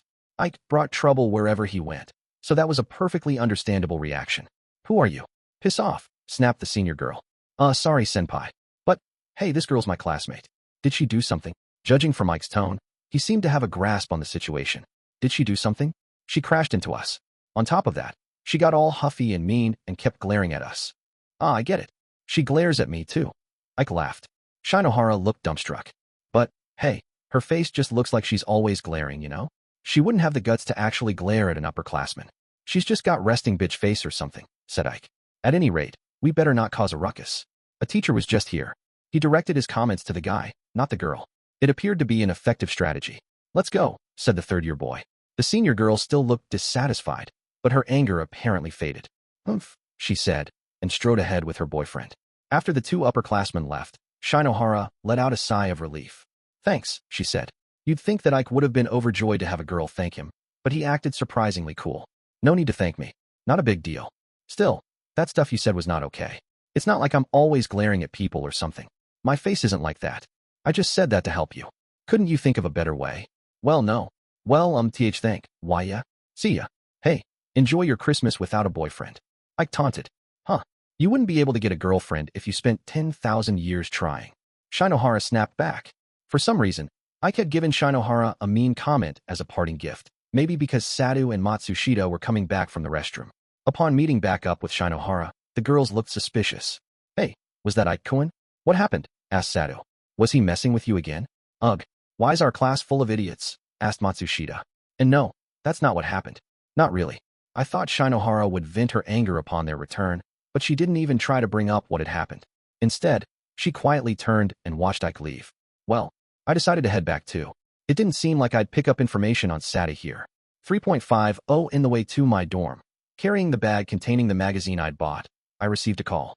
The caller ID said Hasabi Haruka. I answered. Hey, it's me, said Haruka. This might be sudden, but how about we all get together the day after tomorrow and partay? Get together and do what? I asked. My schedule for the day after. Tomorrow was already decided, after all. You don't know what partay means? Partay like party. Language was bizarre. Our little get-togethers theme would be Christmas isn't just for lovers, or something. Apparently, the holidays romance had a crippling effect on single people. I did think it sounded like fun, but had to decline. Sorry, I already have plans. Oh yeah? The day after tomorrow is Christmas. What do you mean, you have plans? If Haruka and the others met up, they might see me. It was probably better just to tell her directly. I promised I'd hang out with Sadu. Sadu? Is that code for sweets or something? Like, you're gonna buy biscotti, put some in your pockets, and walk around. Haruka was a special kind of idiot. Whoa, wait a minute. Could it be that you're going on a date? On Christmas? She took a minute to get there, but she finally arrived at her destination. It's not really a date. We're just going to hang out. People all around the world would call that a date, though. Maybe, but I was avoiding the use of the word date. We haven't been able to hang out yet, so she asked me to go someplace on the 25th. That's kind of bad, isn't it? Since enrolling at this school, I'd learned a lot about social norms. I understood the significance of a guy and girl going out on Christmas, but I'd accepted Sada's invitation, and she chose the 25th. That was it. Just checking, but you're not going out or anything, right? Haruka asked. It's the same as that time with Sheena. I'm not dating anyone. Well, it's not really my place to say it, but, well, what about Eri? Eri, if you're not hanging with us, Kayapon, she'll probably wonder why. It's not like you can pretend to be sick. Well, whatever, I'll handle it. Where are you going on your not date? Does this mean you're going to move your plan around? I've got no choice, right? If Eri sees you and Sada-san on a Christmas date, chances are she'll faint, Kayapon. That was probably an exaggeration, but then again, this was Eri we were talking about. It might actually happen. She might even get severely depressed. I sensed Haruka's demeanor change on the other end of the call. Haven't you noticed Ari's feelings? She asked. We were heading into dangerous territory. Well, it's obvious that what she feels for me isn't what she feels for most people, I replied. Wow, weird way to put it, but all right. At least you're not that dense, I guess. Since you understand, I'm not going to push you for an answer. Push me, huh? The way I saw it, Ari was like a baby bird that had just begun leaving the nest. At this point in her life, it wasn't surprising that she'd developed feelings for me, since I was one of the few members of the opposite sex she'd grown close to. She needed to mature, however, and get to know lots of other people. By doing so, she could experience emotions like simple friendship before diving into romantic love. It was the same for me, too. What was school? What were friends? And what did it mean to love someone? I didn't understand those things very well yet, and I couldn't jump into the deep end before I explored the shallows. I'll call you, okay? Said Haruka. Sorry I wasn't available, I replied. Well, our group formed specifically to get away from normal friendship rules, right? We hang out when we want to, and when we don't, we don't. That's what makes it fun, you know? With that, Haruka hung up. That's certainly true, I said to no one. I realized then that I was grateful to be part of such a group. Chapter 4. How we spend our time. It was the 24th of December. Christmas Eve. Today and tomorrow, even busy couples would go out of their way to spend time with one another. To most students, these were still ordinary days, but I was curious about how people would spend them. I left my room before 7 o'clock in the morning. I had separate engagements with 2 different people, one whom I'd asked to meet, and one who'd invited me out. Bizarre. When I left the dormitory, everything around me had turned completely white. It seemed like a true winter morning. Snow sure piles up, huh? I muttered. Nature was certainly incredible. The snow fell heavily, but according to the forecast, it was supposed to stop around 7. Even though the temperature was almost the same as it was yesterday, the sight of such heavy snow made me feel colder. I should probably start wearing gloves and a scarf now. Since it was before 7 in the morning, most students were still asleep. The campus was empty as I approached a bench near Kiyotaka Mall. Clearing off some snow, I sat. Soon, a man appeared. It's rude to ask somebody to come out so early in the morning, he spat. Ryuen Kakeru, Class C's leader, no, its former leader, glared sharply at me. I needed to meet you when I was sure no one else would be around. That's your problem. It's got nothing to do with me. True. I had more to lose being seen with Ryuen than he did with me. So what do you need? I thought we could make small talk. Huh. That's a real funny joke for a real shitty morning. Come to think of it, I saw you yesterday, I said. Plus Ishizaki and some other guys. What? Are you happy you stopped me from dropping out? I'm impressed. Even though you're all alone, you're not hiding in your room and sulking. I do whatever I want, wherever I want. Does it scare you to see me out? After all, you don't know when I'm going to take revenge. And after you take revenge, I'll regret that I didn't get you expelled? Ryuen kicked snow off the bench, then sat beside me. I'd like you to hold off on that, if possible. I'd rather live peacefully. Fighting you again would just be a pain, I told him. Then don't ask me to meet you. Don't draw my attention back to you. I decided to dispense with the small talk and cut straight to the heart of the matter. If I dragged this out too long, Ryuen would just get up and leave. Regarding what happened on the roof the other day, I wanted to add something to that story. I said, add something. Ryuen sounded wary. Analyzing his defeat wouldn't be fun for him. Still, I had to show him the truth he couldn't face. If you'd been alone up there, you could have stuck it out. You would have been able to keep fighting. However, Ibuki, Ishizaki, and Albert had been there. Their presence, and the knowledge that they'd share the blame for whatever happened, might have hastened Ryuen's decision. He surrendered after seeing that possibility down the road, not just because of what happened in the moment. It was a wise move. Of course, I'd manipulated him into it. But in terms of living up to my expectations, Ryuen had a great deal of potential after all. You really are a piece of work, huh? Ryuen snapped. I'm amazed at how far you'll go just to screw with people. I thought that was my specialty, but you put me out of business. I'm only speaking the truth. I'm guessing that this benefits you in some way. And that's why you used Ishizaki and the others to stop me from dropping out? I'd hoped that Ryuen might catch on by now, but it seemed that wasn't happening. Do you really think you can still make me your puppet? He demanded. Puppet? What do you mean? Don't play dumb. I'm talking about using me to take down the other classes. Why else would you keep me at this school? You're a man who enjoys battle, aren't you? I asked. Even if, for argument's sake, I crushed classes A and B, with you around, it'd be meaningless. Quite a definitive statement. What? Did I break you that badly after just one defeat? I asked. Anger sparked in Ryuen's eyes. You want to go? Right here and now. I said too much. Please forgive me. If the whole incident on the roof hadn't happened, Ryuen probably would have punched me out. This guy didn't know fear, but he'd learned it since then. Even so, Ryuen would likely have fought me right here and now if I pushed him enough. Still, he had to avoid dropping out or being expelled if he was ever going to mature. We've already settled the score between us, I said. I won't bring up the rooftop anymore after this. I promise this is the last time. So let's talk. Of course, Ryuen didn't believe a word I said. Talk is pointless. I can't see what I get out of this. I'm leaving. He stood up, looking angry. You might get something useful, I replied, stopping him in his tracks. Ryuen sat back down without looking at me. He'd probably risen to draw something out of me. He had no intention of going home empty-handed. Interpret this however you like, but don't you think these simple battles are getting boring? I asked. Ryuen looked annoyed. Simple battles, huh? Class D beats C, then B, and finally A. Then, Horikita and the rest of us become Class A ourselves, I said. It sounds like the formula for a big-budget movie. But we needn't adhere to such a formulaic structure, right? Real life didn't conform to a narrative. We were free to strike Class A before going for Class B, or even to ally with our enemies, Class C. Interestingly enough, it seems that Class A will attack Class B once the third semester begins. We could take Class A out with a single strike while they're focused on that, I told Ryuen. He suddenly looked interested. How credible is this information? I'd say about 50-50. I had to consider whether Sakayanagi was bluffing. If I read her correctly, though, there was a 90% chance she'd told me the truth. If your information's solid, this'd be a good chance. But I thought you Class D folks had a whole non-aggression thing going on with Class B? Striking at Class A is all well and good, but they'd crush Class B in the meantime. Ichinos can't beat Sakayanagi, said Ryuen. I don't care who wins or loses. I don't plan on getting involved. So, you're just gonna watch her burn, huh? If Sakayanagi crushes Ichinos, that saves me the effort. It could clear Class D's path to Class A. Besides, this Sakayanagi we're talking about. It might be time I looked up what kind of infractions the school punishes with expulsion. There's a lot I don't like about this. You have no ambition to rise. Don't you want to stay invisible? Ryuen asked. I do, but if people around me take their own actions, well, I'm fine with that. I'm not opposed to the idea of us rising to Class A easily, I told him. So, you're just going to sit back and observe? I need a problem taken care of. There's someone rather troublesome in my class. Kikyu, huh? Ryuen didn't even need to think about it. Yeah, she's certainly giving you a lot of trouble. The way this school works, having an enemy on the inside's real bad. Kushida was targeting Horikita at the moment and causing enough problems in the process that she, rather than moving up to Class A, was my primary concern. Since I'd been a bit reckless during the incident on the rooftop, I couldn't afford to make an enemy of Horikita Manabu, the former student council president. If Horikita Suzune, his sister, was expelled while he was still at this school, he'd show me no mercy. I wanted to avoid anything that endangered my school life's tranquility. Kikyu contacted me the other day, actually.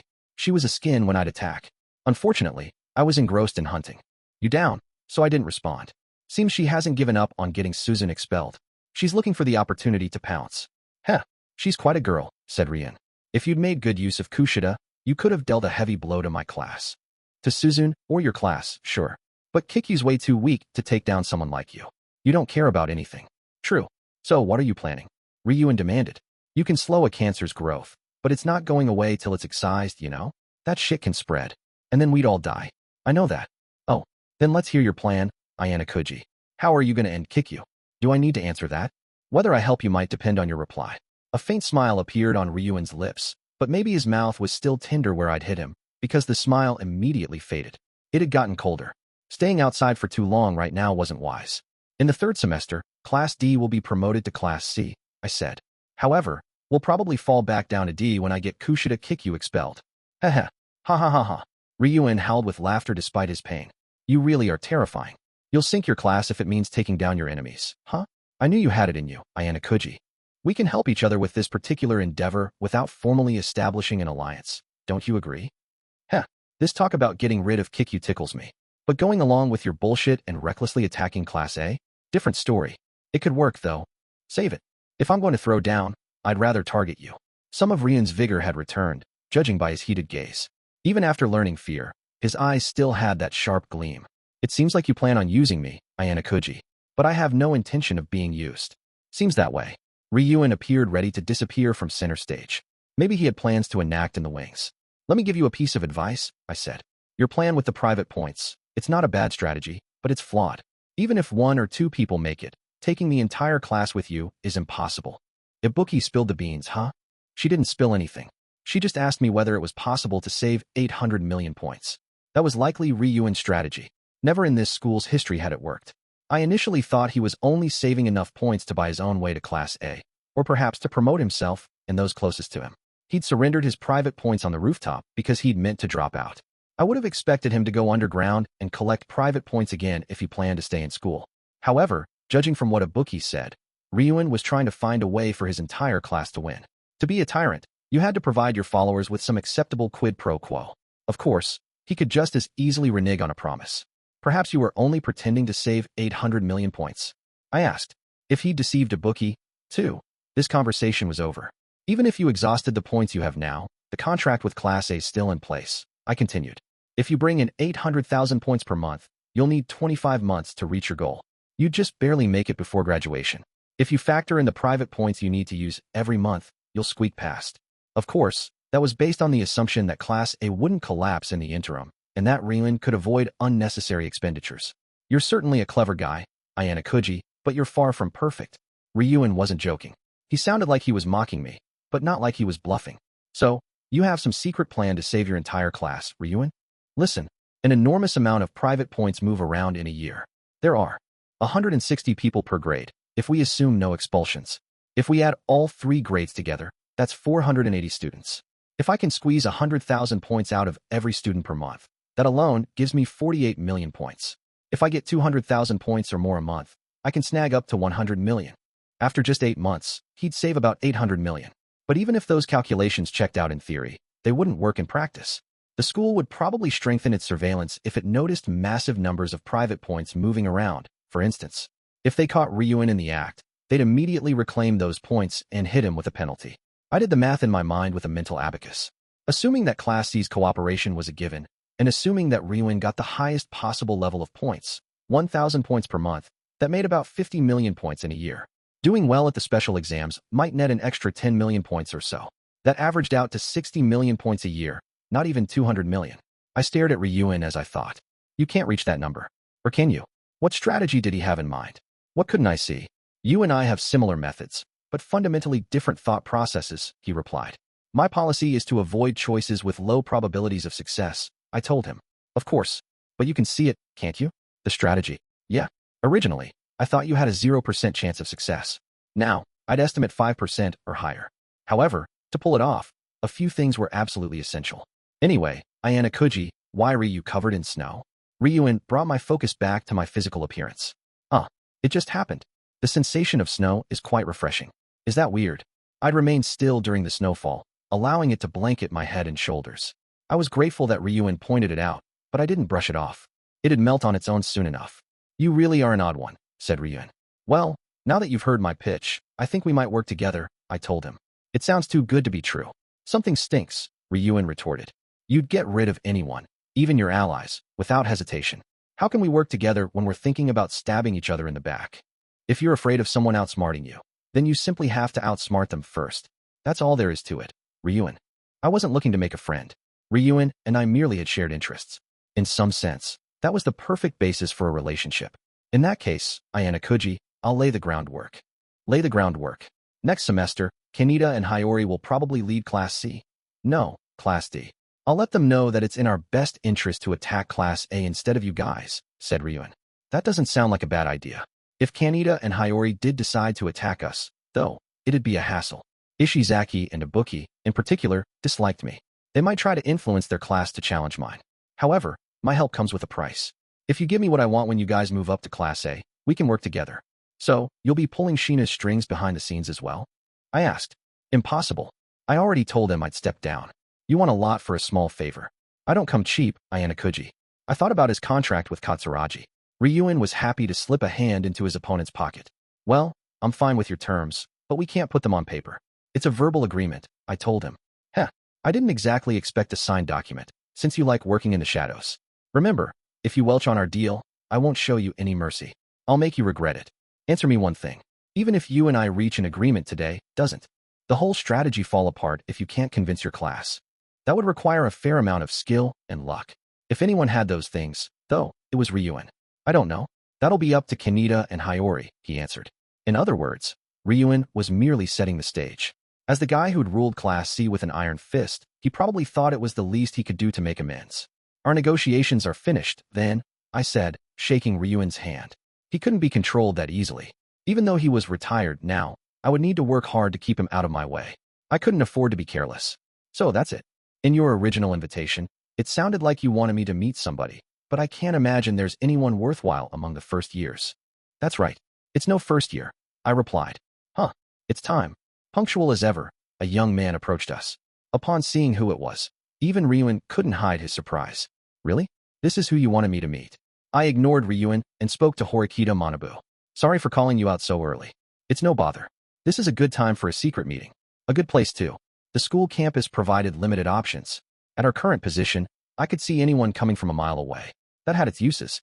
Seems like you're pretty close with the former student council president. That's probably useful for Suzune too? Asked Ryuen, chuckling. Of course, he'd already guessed that she was Manabu's younger sister. I thought you'd be alone, Ayanokouji. Manabu didn't sound especially shocked to see Ryuen, though. The elder Horikita briefly noted that I was thoroughly covered in snow. Then he continued, ignoring the sight utterly. I assume Ryuen Kakeru is a co-conspirator. I'll speak quickly then. There's no telling who might spot us. Wait just a second. Who are you calling a co-conspirator? Asked Ryuen. At the very least, he's not an enemy, I told Manabu. Ayanokouji, do you recall the promise you made when you sought my help earlier? Manabu asked. Yeah, it was about helping you stop Nagumo Miyabi, right? Nagumo? The new student council president. Ryuen asked. Ryuen was here because I wanted him to know what concerned Horikita's older brother.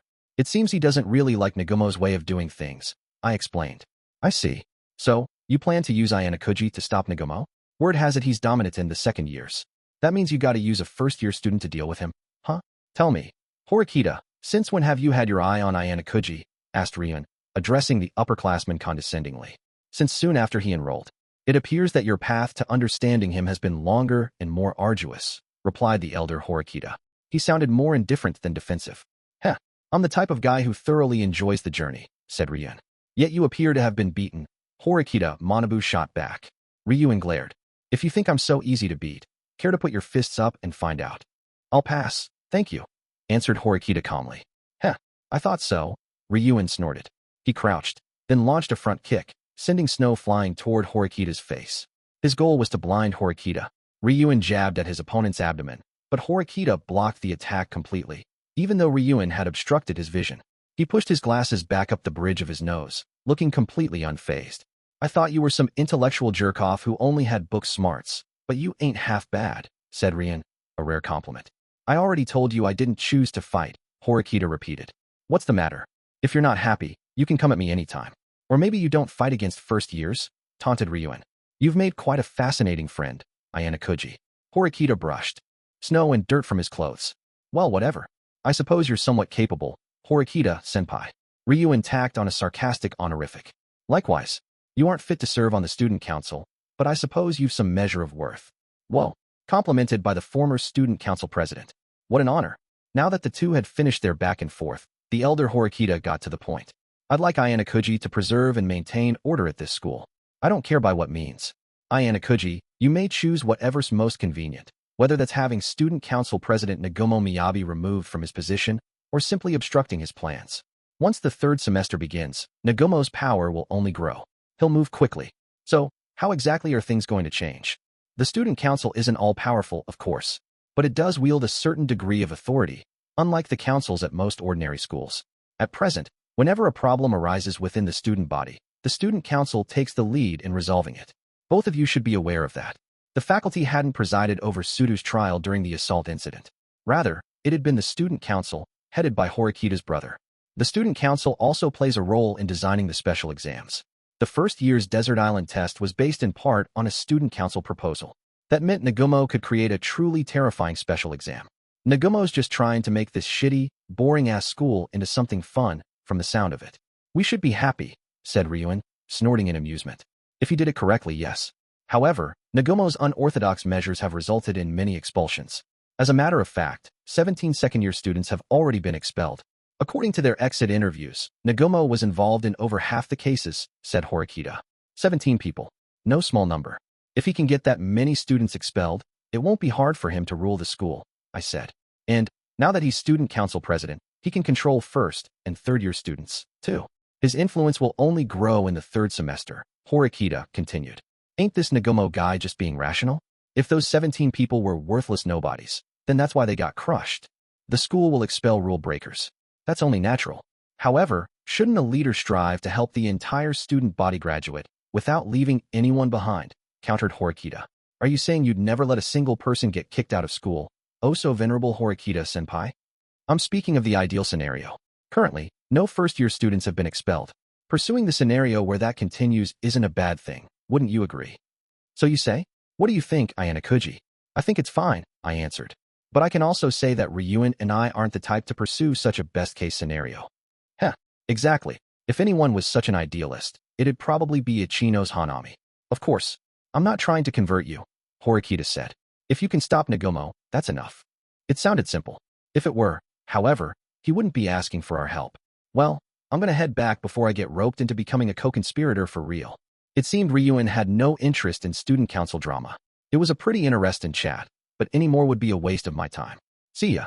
I called out to Ryuen as he walked away. Do you plan to go it alone from here on out? Save it. I've always been alone, Ryuen answered. He trudged off through the snow, leaving only those words behind. Why did you let Ryuen hear all that, Ayanokouji? Mostly to shift his attention away from me, I replied. If Ryuen felt as though he had to fight the student council, he'd be less likely to come after me. Besides, he'd probably have a lot more fun battling someone like Sakayaneji. Of course, he didn't seem to want to fight anyone anymore. Well, you'll need all the friends you can get. In that sense, someone familiar, like Ryuen, could be an asset, said Horikita. Familiar, huh? Otherwise, what I needed right now was to collect as much data as I could. I barely have any information on the seniors. Can you get me that? Of course. I've already prepared it. Horikita pulled out his cell phone. I gave him my number and received a text soon afterward. As I scanned the message, he explained. I'll tell you which student council members to keep an eye on. One is Vice President Kiriyama, from the second-year Class B. Next is Secretary Mizuwaki. Then there's Secretary Tanakawa. Both secretaries are Class B students who've stuck with Nagumo through thick and thin. They're also among the few students Nagumo will listen to. And now, the remaining members. Horikita handed over documents with attached photos, almost like resumes. I deduced who belonged to which class with only a glance. Since several students were in Class A, including the vice president, I could guess Nagumo's real power. This was valuable information. It wasn't easy to contact students from other grades. I couldn't afford to be careless, especially when it came to the student council circle. It must have taken Horikita a considerable amount of time simply to gather the information he just gave me. The only people who know Nagumo's real personality and intentions are most likely those in his grade. Even though we were both in the student council, I don't know much about him myself, Horikita continued. But the second years are in his grip, which makes things more difficult. Exactly. However, one second-year student opposes Nagumo, said Horikita. Who? Unfortunately, I cannot tell you at the current stage. I can't guarantee their safety if Nagumo finds out. He might try to get them expelled? Is that it? I can protect them while I'm enrolled here, but after I graduate, that protection will be gone. Why was he telling me this? You want to get me and this second-year student together, don't you? I want to mention you to them as a capable first-year student. Figured. If this second year had to stay undercover, that meant I should offer my name instead. I'd be in less danger. Still, I didn't want word of me getting around. What you do is entirely up to you, Horikita added. Normally, I'd have declined. However, people like Sakayaneji and Ryuen had already learned about me. Sakayaneji, in particular, knew a great deal about my life in the White Room. The more I tried to keep it secret, the more power I gave her. Even if I turned down Horikita's offer, I gained nothing. Understood. Tell them about me. A bold decision, but the correct one, Horikita replied. Now, all that's left is to see whether this works out. If you don't join forces with this student, you can't bring Nagumo down. All right, let's do it your way then. I just wanted to be left in peace. As such, I had reservations about putting myself in Horikita's power. If I abandoned his orders after he graduated, what happened then? Do you know what I'm thinking right now? I asked. You're thinking about what happens after I graduate, he answered. Superb. I didn't think you'd broach the topic yourself, Horikita added. I can't read you, I replied. I have to know. I don't mind if you only cooperate until I graduate. Until then, though, what if I can't beat Nagumo? I wouldn't entrust so important a mission to someone incapable. Did Horikita's brother truly think this highly of me? Or was he simply trying to flatter me? Either way, I couldn't get a read on him. I'll try, but I can't guarantee that I'll succeed before you graduate, I said. I understand. Why was this guy relying on a complete unknown like me? If he cared so much about the Tokyo Metropolitan Advanced Nurturing High School, he should have recruited a more enthusiastic person. I don't expect you to move heaven and earth because of a single debt. You don't intend to go above and beyond, either. Am I wrong? Horikita understood everything quite well. As the former student council president, you still have some authority. Influence, rather, I replied. I figured making you my ally would be useful. As long as I was enrolled here, I faced no shortage of risks. Having friends in high places could help. Drop my name all you like, but don't expect too much of me. I don't plan to. I may call in one last favor, but that'd be it. Hopefully, I'd have no need of that. As you wish. Taking down Nagumo won't be simple, after all. I'll start on a strategy. But, before that, I want to know something about your little sister. You can use Suzune in any way you wish, he replied. It's not that. I've watched her in action for nearly a year now, and I think she possesses a certain talent. How is it you haven't noticed that? You grew up with her. Talent? What makes you think she's talented? Her academics? Her athletic ability? He asked. At least he'd noticed that she was gifted in those areas. I mean overall. She's clumsy in some respects, but generally very capable. My sister's incompetent. She always chased after my shadow. She's made it her goal to catch up to me. That's foolish, he spat. Is her earnestness the problem? I asked. You may interpret things however you wish. It's not going to change anything. Yeah, you're probably right. Still, I was beginning to understand why Horikita's brother treated her so harshly. If I told you that your sister was joining the student council, would you help her too? I'd cooperate. With that in mind, I began formulating a strategy to best Nagumo. I have the data, I said. I understand what's at risk. All that's left for you to do is wait. Very well. Remember, this school's future depends on you. Laying that exorbitant pressure upon me, the elder Horikita left. For point one after that unusual meeting, I headed back to the dormitory. There, I hung around aimlessly until noon, surfing the web and reading books. My next move was to send a message to Horikita. With the promise of her elder brother's attention as a reward, she'd probably consider joining the student council. I need to talk to you. Horikita was probably also cooped up in her room. She was fundamentally a loner.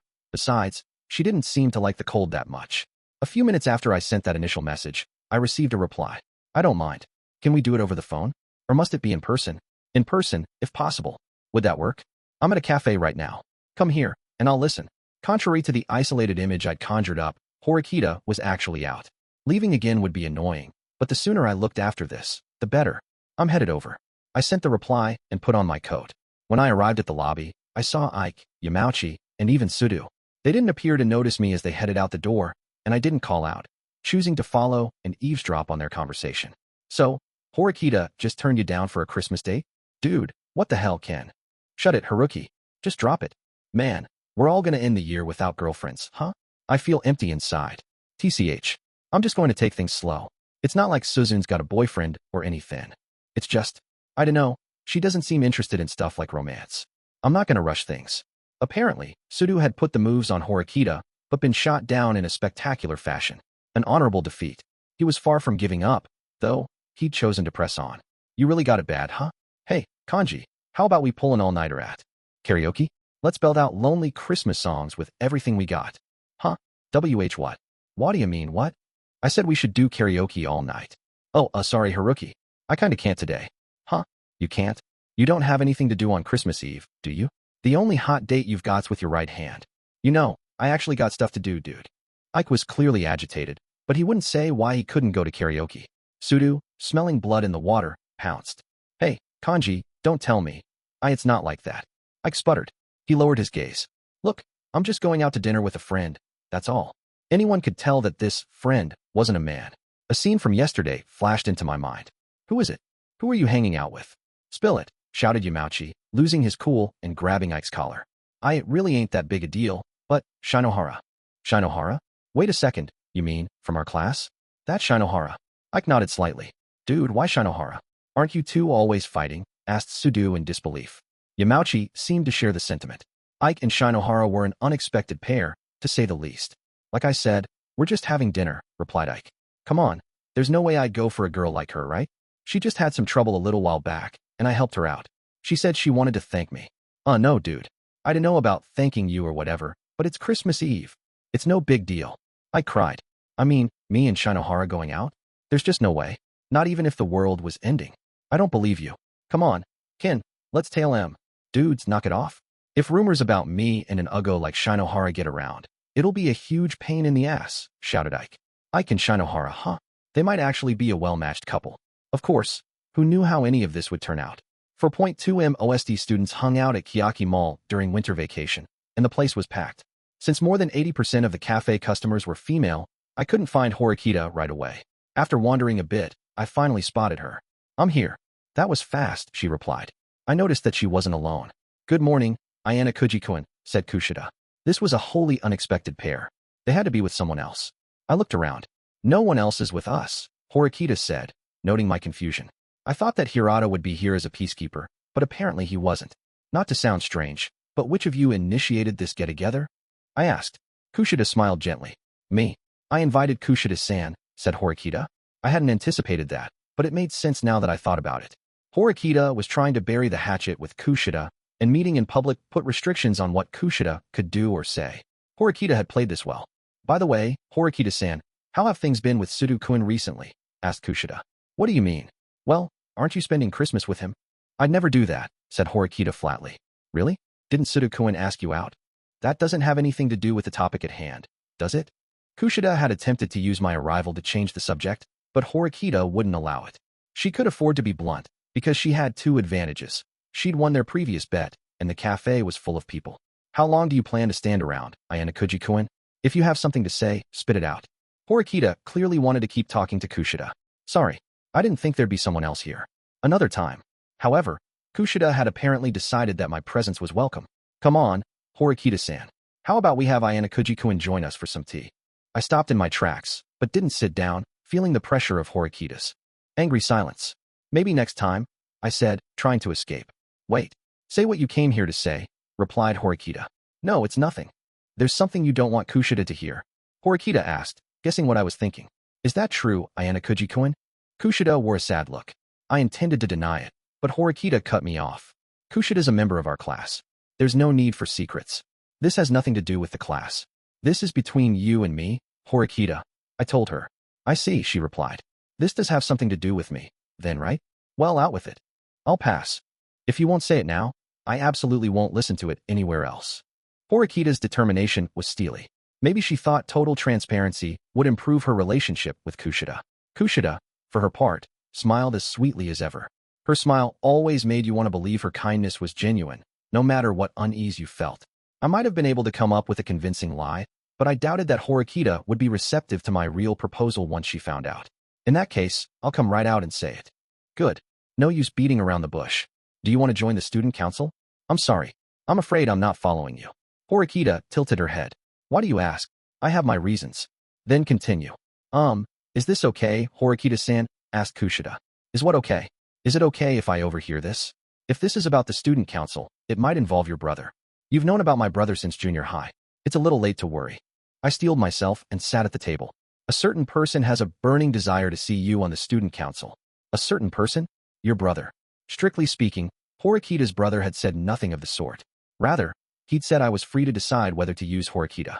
To get her to act, however, I had to dangle her brother like a carrot. Why would my brother say that he wants me to join the student council? That's unbelievable. Horikita looked discouraged. It's true. If it were really true, my brother should have told me. Why did he go through you? Is he the type to tell you things directly? No, but he's also not the sort to ask me to join the student council in the first place. She just wouldn't believe me. Was their relationship really that poor? I have no intention of listening to your lies. If you think that I'm lying, why don't you confirm it yourself? I asked. You're being really stubborn. Stubborn or not, just contact him. Do you know his phone number? No.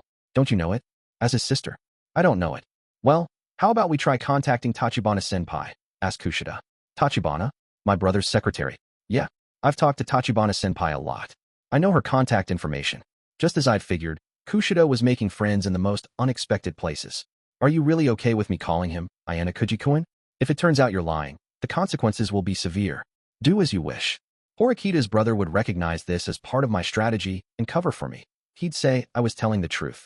Thank you, senpai. Yes, I understand. Goodbye, said Kushida, who'd just called Tachibana. She hung up and fiddled with her phone. Horikita's phone buzzed. Kushida had forwarded the contact information. Thank you, Kushida-san. Oh, you're welcome. Putting on a friendly face with Horikita had to be quite the struggle for Kushida. Horikita stared at her phone screen. You might have thought that she'd call immediately, but her fingers didn't move. She clutched the phone with both hands. Phew. Horikita let out a deep breath. Being this nervous about calling a family member definitely wasn't normal. If this all turns out to be a lie, prepare yourself. You don't need to remind me, I said. My clear confidence unsettled her. I could tell she suspected I might be telling the truth. Horikita mustered all her courage and pressed the call button. She held the phone to her ear. The person on the other end of the line must have picked up, because her face grew even more nervous. Excuse me. It's Horikita Suzune. Horikita spoke formally, as if talking with a stranger. I asked Tachibana-senpai for your contact information. Well, so I could call you Onizen. Wearing a confused, flustered look that seemed out of place on her face, Horikita asked her brother the all-important question about the student council. Though I couldn't hear, he seemed to confirm my version of events. Yes. Thank you very much. Goodbye. Horikita ended the call and gave me an intense glare. I told you the truth, right? Why the angry face? I asked. Why Ryu the intermediary? That's what baffles me. Gosh, she was paranoid. Are you joining the student council, Horikita-san? Asked Kushida. No, I'm not. Wait a minute. Your brother just told you to join, didn't he? I asked. He told me that joining would be good for me. But I can't imagine that's true. Even if I pushed Horikita, no good would come of it. At this point, I just wanted to stop giving Kushida information. I understand. Well, I hope to talk to you later. Wouldn't further conversation be a waste of time? Probably. I stood. See you later, Ayanokouji-kun. When Kushida spoke so gently to me, I sensed that something was amiss. For point 3, it was now 10 o'clock at night. Christmas Eve slipped away with every tick of the clock. Rather than go out and party with my guy friends, I stayed in and watched TV alone. A live broadcast showed people in Tokyo celebrating, all chock full of Christmas spirit. I flipped through the channels, but every single program was Christmas-related. I did find a show ranking presents to give girls, though Christmas Eve was a little late to think about such things, and also a ranking of presents for children, but none of it looked particularly interesting. I shut off the TV and turned on my computer, craving something non-Christmas related. I scrolled through the news at random, noting accidents and incidents, articles on foreign athletes, and other miscellaneous stuff. Apart from it being almost Christmas, it was a day like any other day. Nothing ever really changed. My doorbell rang. Not the lobby intercom, my actual doorbell. Coming. I made my way to the entrance. Gigi, good evening. Kiyotaka-kun, stammered a familiar voice as I unlocked the door. What's up, Eri? It's pretty late. It was already past 10, yet judging from her appearance, she'd just gotten back to the dorm. Were you out? I thought the gathering wasn't until tomorrow. Yes, that's right. I was doing something different. I've been hanging out with Haruka-chan since 2 in the afternoon. I see. That was a long time to hang out. Did you have fun? I'm a little tired, but yes. I'm glad to hear that. I probably didn't need to worry about Eri.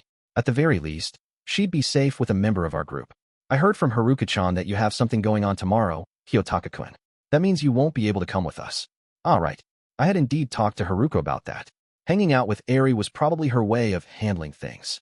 Yeah, I do have plans. Sorry I can't join you, I told Eri. No, that's perfectly okay. To tell you the truth, I planned to give you something tomorrow, but Eri handed me a package tied in a cute red ribbon. Well, I hope that'll you like it. A Christmas gift. For me? I asked. Yeah, I got a gift for everyone else too. In that case, it was easy to accept. I took the present, wondering what was usually done in these situations. Should I open it now, or after Eri left? As I agonized, Eri spoke. I don't mind if you open it now. Well, that answered that question. Inside the package, I found warm-looking gloves. I've thought for a little while that you could use gloves, Kiyotaka-kun. You don't have a pair, do you? She asked. I was thinking of buying some. Thank you, Eri. He. You're welcome, she answered. The plain blue gloves were simple in design, much more to my taste than the patterned ones I saw other students wear. I put them on right away, the first time I'd ever worn gloves, though I didn't say that, of course. After putting on the left glove, then the right, I flexed my hands over and over to get used to them. Eri happily watched me. How do they feel? She asked. They're the perfect size and warm. If I'd bought gloves for myself, I would have picked these. I'm glad, said Eri. Well, sorry for dropping by so late. Good night, Kiyotaka-kun. Eri turned to leave. I wouldn't have minded getting her a cup of tea or something, but it was pretty late. On top of that, having a girl in my room on Christmas Eve might have gotten me in trouble. As Eri headed for the elevator, she glanced back once, perhaps because she felt me looking at her. She gave a tiny wave, then hopped on the elevator. After seeing her off, I went back inside. When would be a good time to show my gratitude? I muttered. If you received a present on Valentine's Day, you gave one back on White Day. I knew that much. What about Christmas gifts, though? I'd have to look that up later.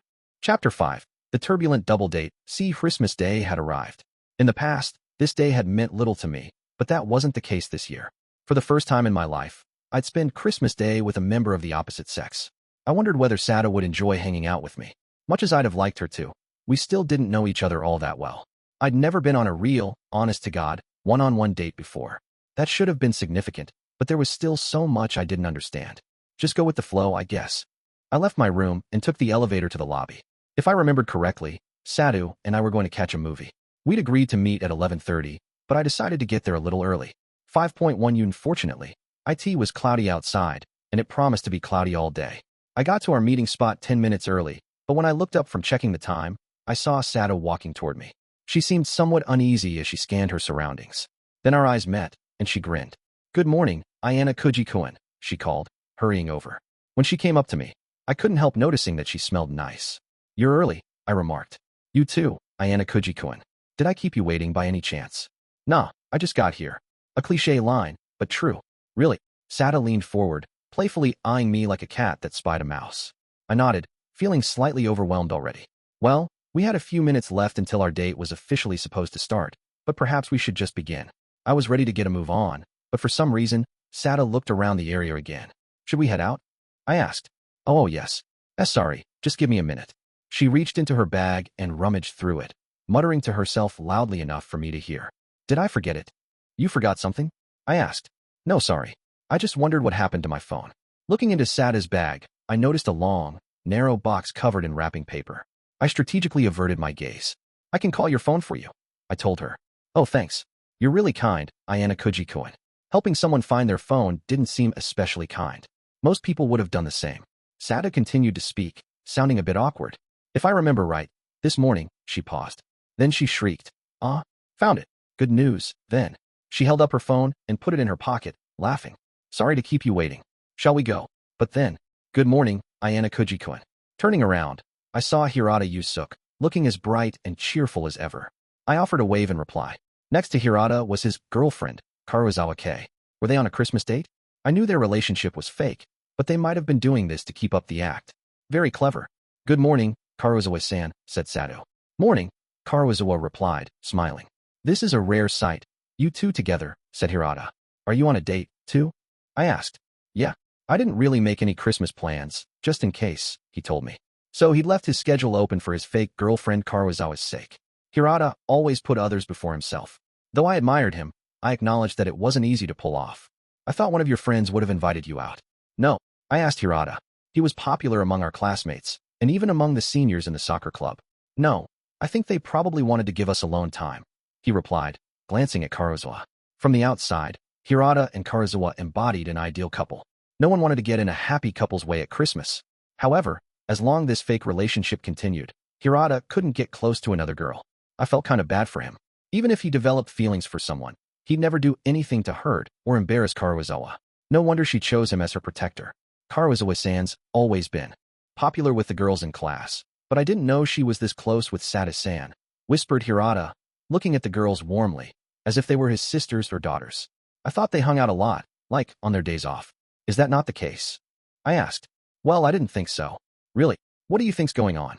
"I don't know. In any case, I figured we shouldn't hold up Hirata and Karuizawa any longer." I checked my phone. It was already 11:40, close to the movie's start time. We should have made tracks for the theater, but Sato and Karuizawa were deep in conversation, apparently enjoying themselves. They were whispering, so I couldn't pick out the words. Feeling lost, I met Hirata's eyes. He seemed to grasp the problem and interrupted Karuizawa. "Karuizawa-san, I think maybe it's time to let them have their fun. Shall we?" he asked in his usual gentle tone. "Hey, when did you guys start going out, anyway?" asked Karuizawa. It was a perfectly natural question. "Huh? It's not like we're actually dating or anything, right?" "All right, Ayanokouji-kun," said Sato. She looked flustered. I shook my head in response. However, Karuizawa regarded us with obvious suspicion. I mean, you guys are on a date on Christmas Day. That means you're going out, right? Don't you think so, Hirata-kun?" "Well, I suppose that's what people would assume, yes." Well, I only invited Ayanokouji-kun to hang out," said Sato, fidgeting bashfully. "Is this okay, Ayanokouji-kun? Spending Christmas with me? If I didn't want to, I would have declined your offer," I told her. Hee. Sato lightly scratched her cheek. "Hun. So, does that mean you're interested in Sato-san, Ayanokouji-kun?" asked Karuizawa. "See, come on." "Stop it, Karuizawa-san," said Sato, blushing bright red. She fanned her face, as if attempting to cool it. Karuizawa kept going. "So, why don't you just start dating already? Christmas is a time for romance." "I really don't think it's our place to say that to them, Karuizawa-san." Hirata politely tried to rein her in. Sorry. I'm being nosy, huh?" "Sorry, Sato-san." "Oh no, it's okay. I don't mind," replied Sato. "Hey, don't you think a double date sounds like fun?" asked Karuizawa. "A double date?" I replied. Hirata and I glanced at each other. Yeah. Me and Hirata-kun could go with you too. Doesn't that sound like fun? I just thought it wouldn't be a bad idea to hang out, you know? If we'd arranged this beforehand, that'd be one thing. But Karuizawa proposing a spontaneous double date baffled me. The plan Satu and I had made would go up in smoke. Judging from Hirata's expression, he felt the same. However, Sata didn't show even the slightest hint of surprise. I'm sure that these two have other plans, Hirata told Kurosawa, but his words had no effect. She continued, undeterred. Sata-san just told me that she thought it sounded fun. Right. Yeah, it does sound fun. Apparently, they'd already discussed this. Regardless, Hirata looked concerned. How about next time? If we're going on a double date, I think it'd be better to plan in advance. Well, I guess. But doesn't the fact that it's unplanned make it kind of fun? Asked Kurosawa. She sounded excited, as if her heart was set on the double date. Unlike Hirata and I, who grew anxious without a plan in place, Kurosawa seemed to thrive on spontaneity. Maybe she was looking for a thrill precisely because her romance was fake? I wasn't so sure. I knew her well enough to doubt this would really be that fun for her. Still, why else would she propose a double date? Remember, it's Christmas, stated Hirata. He wore a troubled expression. You don't want to, Hirata-kun? Kurosawa asked bluntly. I'm fine with it, personally, but isn't this up to Sata-san and Ayanokouji-kun? He asked. Sata gave Kurosawa a look that seemed to say, this isn't too much bother, is it? I wondered how she really felt about this double date proposal. It might be a little sudden, but I'd like to try it, I think, she said.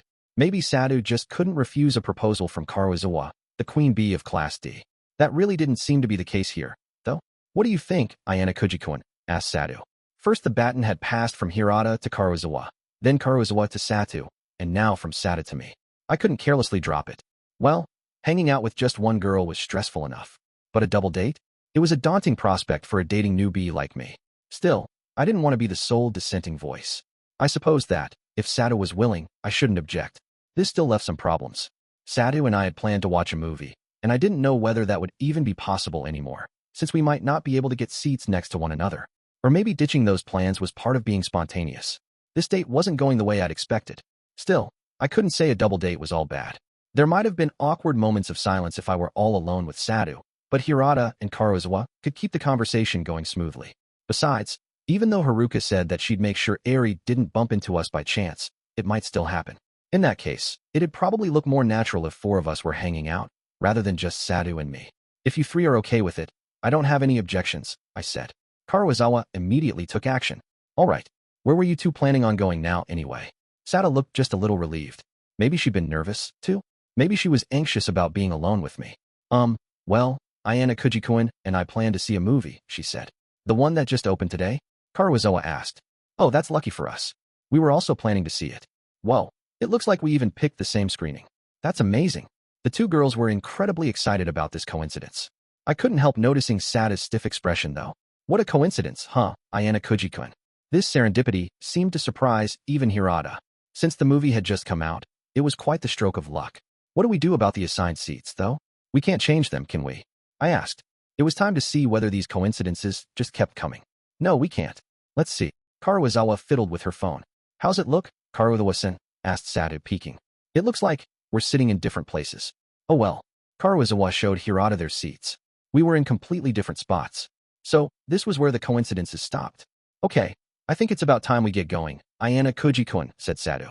When we first met up, she looked so meek and nervous.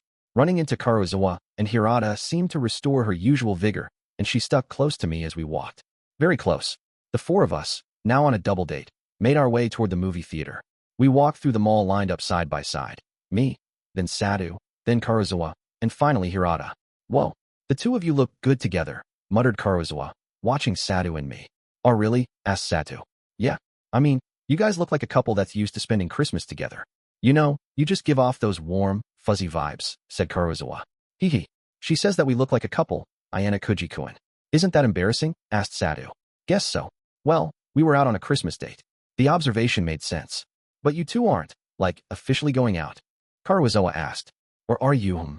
And no, we're not. Really? It's not that kind of relationship, sputtered Satu. Really? If you're hiding something, you better spill, said Kurosawa.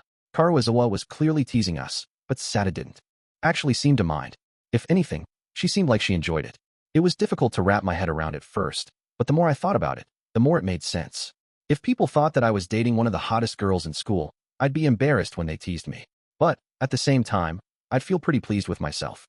That said, I doubted that Sata felt so strongly about me. That reminds me, Sata-san. You don't have a boyfriend yet, right? Asked Kurosawa. Why yeah, that's right. Kurosawa was relentless.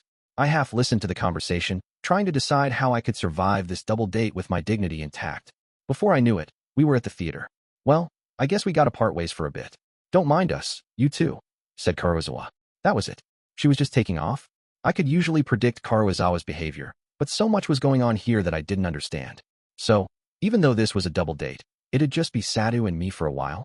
I didn't get it, but I decided to go with it. More to the point, I didn't know what to say to Sadu. I knew almost nothing about her. I tried scrounging up information during these past couple days, but I'd gotten nowhere. I hadn't been able to talk to her at all since before winter vacation. I was sure she was similarly out of her depth. Granted, I had a few generic questions up my sleeve about things like favorite foods, hobbies, and so on. Now that the moment was here, however, those questions evaporated right out of my head. I didn't want her to think something like, whoa, this guy does whatever online self-help guides tell him to. As I agonized over what to do, Karuizawa's eyes met mine. You're being pretty quiet, aren't you? Isn't the quiet type a tough role to play on a date? I'm not playing a part. I genuinely have no idea what to do. We communicated that with a mere exchange of glances. Or maybe I just imagined that was what Karuizawa was thinking. The seconds kept ticking, and no one said anything. Sada-san, maybe Ayanokouji-kun doesn't know what to talk about, asked Karuizawa. Her question cut through our silence like an arrow. Sada looked relieved. Do you like idols, Ayanokouji-kun? She asked. Maybe she'd wondered what to ask me, too. She'd lobbed the conversation ball at me. A nice, gentle toss, and easy to catch. Idols? To be honest, I'm not all that familiar with them. I don't really like or dislike them, though. Do you like them, Sadu? I asked. Yeah, quite a bit. I like those cool idols, but I guess girl idol groups are in right now. Have you heard anything about those? There are, like, so many of them. Yeah, they're on TV every day. You mean those groups that do their own original song and dance routines, right? Yeah, that's what I'm talking about. I really love them. There are so many good songs, too. Hun. I nodded at Sadu's relentless idol lecture. Ooh, I especially love this one group's debut single. I'll lend you the CD, Sadu added. Thanks. I'd made a conversational error. The discussion was going to fall apart if I only responded, hun, and thanks. Sadu would end up doing all the work. She'd toss me the ball. Now, I had to throw it back to her. What kinds of songs do you listen to? She asked. This time, I'd toss the ball right. What kind of songs did I listen to? That was a surprisingly simple question, but the answer got stuck in my throat. If I opened up to Sadu about my interests and hobbies, how would she respond? I mean, if I mentioned Beethoven or Mozart, that'd definitely be a swing and miss. On the other hand, saying that I liked natural, sounds like rainfall, or chirping birds would seem bizarre. I shouldn't tell her about my tastes. She wants me to discuss current music, right? There was a really popular movie this year, right? I asked her. An anime. Oh yeah? That romance movie, right? It was super moving, wasn't it? I've been listening to stuff by that one group. You know, the group that performed the theme song. That kind of stuff. I didn't remember the band's name, but I had listened to that theme song countless times. I hoped that'd keep the conversation going. I know that band. Yeah, I so love them too. I'd returned the ball, and Sadu caught it. However, we couldn't stay on this topic too much longer. You really know a lot about them, Sadu added. You think? I just know basic things, really. Man, girls were better at conversation than I'd anticipated. It might have had something to do with the different expectations that had existed since the beginning of time for gender roles. You're not part of any clubs, are you? Weren't you in track and field before? Asked Sadu.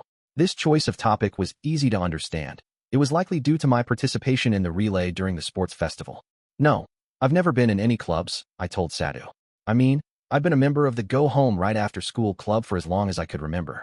However, my running skills had clearly impressed Sadu. Really, even though you're super fast. That's incredible. I mean, you were even quicker than the student council president, she exclaimed. Maybe because of Sadu's giddiness, Karuizawa cut in on our conversation. Wasn't the student council president just slow? Like, maybe it was a race between two slowpokes, she said. I don't think that's true at all, Karuizawa-san, replied Sadu. Both of them were really fast. I find that hard to believe. Ayanokouji looks like he'd be no good in a fight. Besides, he's a really cold dude, you know. Like, if someone close to him came down with a bad flu, he wouldn't even visit them, said Karuizawa. Her voice positively dripped with sarcasm. She'd brought up fighting for no reason at all. I understood the cause of her anger now, at least. Karuizawa resented me because she thought I didn't care about her. After her horrifying ordeal with Ryuen on the roof, she could have gotten very sick. Maybe she'd proposed the double date to interfere with my plans? I don't see him that way, though. I think Ayanokouji-kun's a kind person, said Satu. Huh? Really? I think Ayanokouji-kun's kind, too, said Hirata. Well, now I feel like you're ganging up on me, Karuizawa said. Even though she sounded annoyed, I got the feeling that she teased me precisely to make Satu rise to my defense. almost as if she wanted me and Sada to be an official couple. Well, it's just, Sada stammered. She wasn't smiling anymore. It seemed like she wanted to say something, but couldn't find the words. Hey, is there anything you'd like to ask me, Ayanokouji-kun? Well, the conversation had been pretty one-sided for a while. It was only fair that I take a turn. You know how we can't contact anyone on the outside while we're here at school? Does that ever bother you at all? I asked. Sada pondered her answer. Yeah, I've been worried about a lot of stuff. She thought a moment longer, then continued. Back in junior high, I had a cat. I think my mom's taking care of it for me, but not being able to see it's been really hard. It made sense that being separated from family would be difficult for most. Not being able to see a beloved pet had to be tough, too. Almost like a parent not seeing their child. Not seeing your cat for 3 years certainly sounds hard. Did you have any pets, Ayanokouji-kun? No. I wanted a dog, but my parents didn't allow it. That was basically true. I see. Speaking of dogs, I saw a little puppy on campus the other day, said Sao. Huh? Really? Asked Karuizawa. Apparently, she was done letting Sadu and me talk. She seemed to have really listened to our conversation. Yep. It was someone's pet doggy, replied Sao. It was so cute. Since students can't have pets, it was probably an employee's or teacher's, said Hirata. True. A dog wouldn't just wander around campus on its own. It'd be so nice having a pet, said Karuizawa. It'd be the best thing ever. I agree, Sada replied. It'd be great to have a pet shop around here. Why aren't we allowed pets, anyway? I know. It's totally not okay. The two girls got all worked up while Hirata and I walked along in silence. Although pets did a lot for emotional health, I could see numerous reasons why the school wouldn't want them in the dorms. Even one animal per person would mean potentially hundreds in the building. Besides, if everyone left their pet all alone half the day to attend class. The girls didn't seem interested in logic right now, though. They were more preoccupied with the fact that dogs and cats were cute. I was being a stick in the mud, and kind of unreasonable. Even I was aware of that much. What a stupid thought. Logic wasn't the point here. If I cut in to remind the girls that they couldn't have pets, I'd only end up souring the mood. I'd like to get a rabbit. They're relatively easy to raise, and they're docile, said Hirata, joining the conversation with ease. Both girls smiled. Men who could easily talk about anything were always popular. Before I knew it, the time came to switch topics. As I thought about what to say, my eyes met Sada's. Hey, Ayanokouji-kun. Sada had been fine a minute ago, but now she stammered again.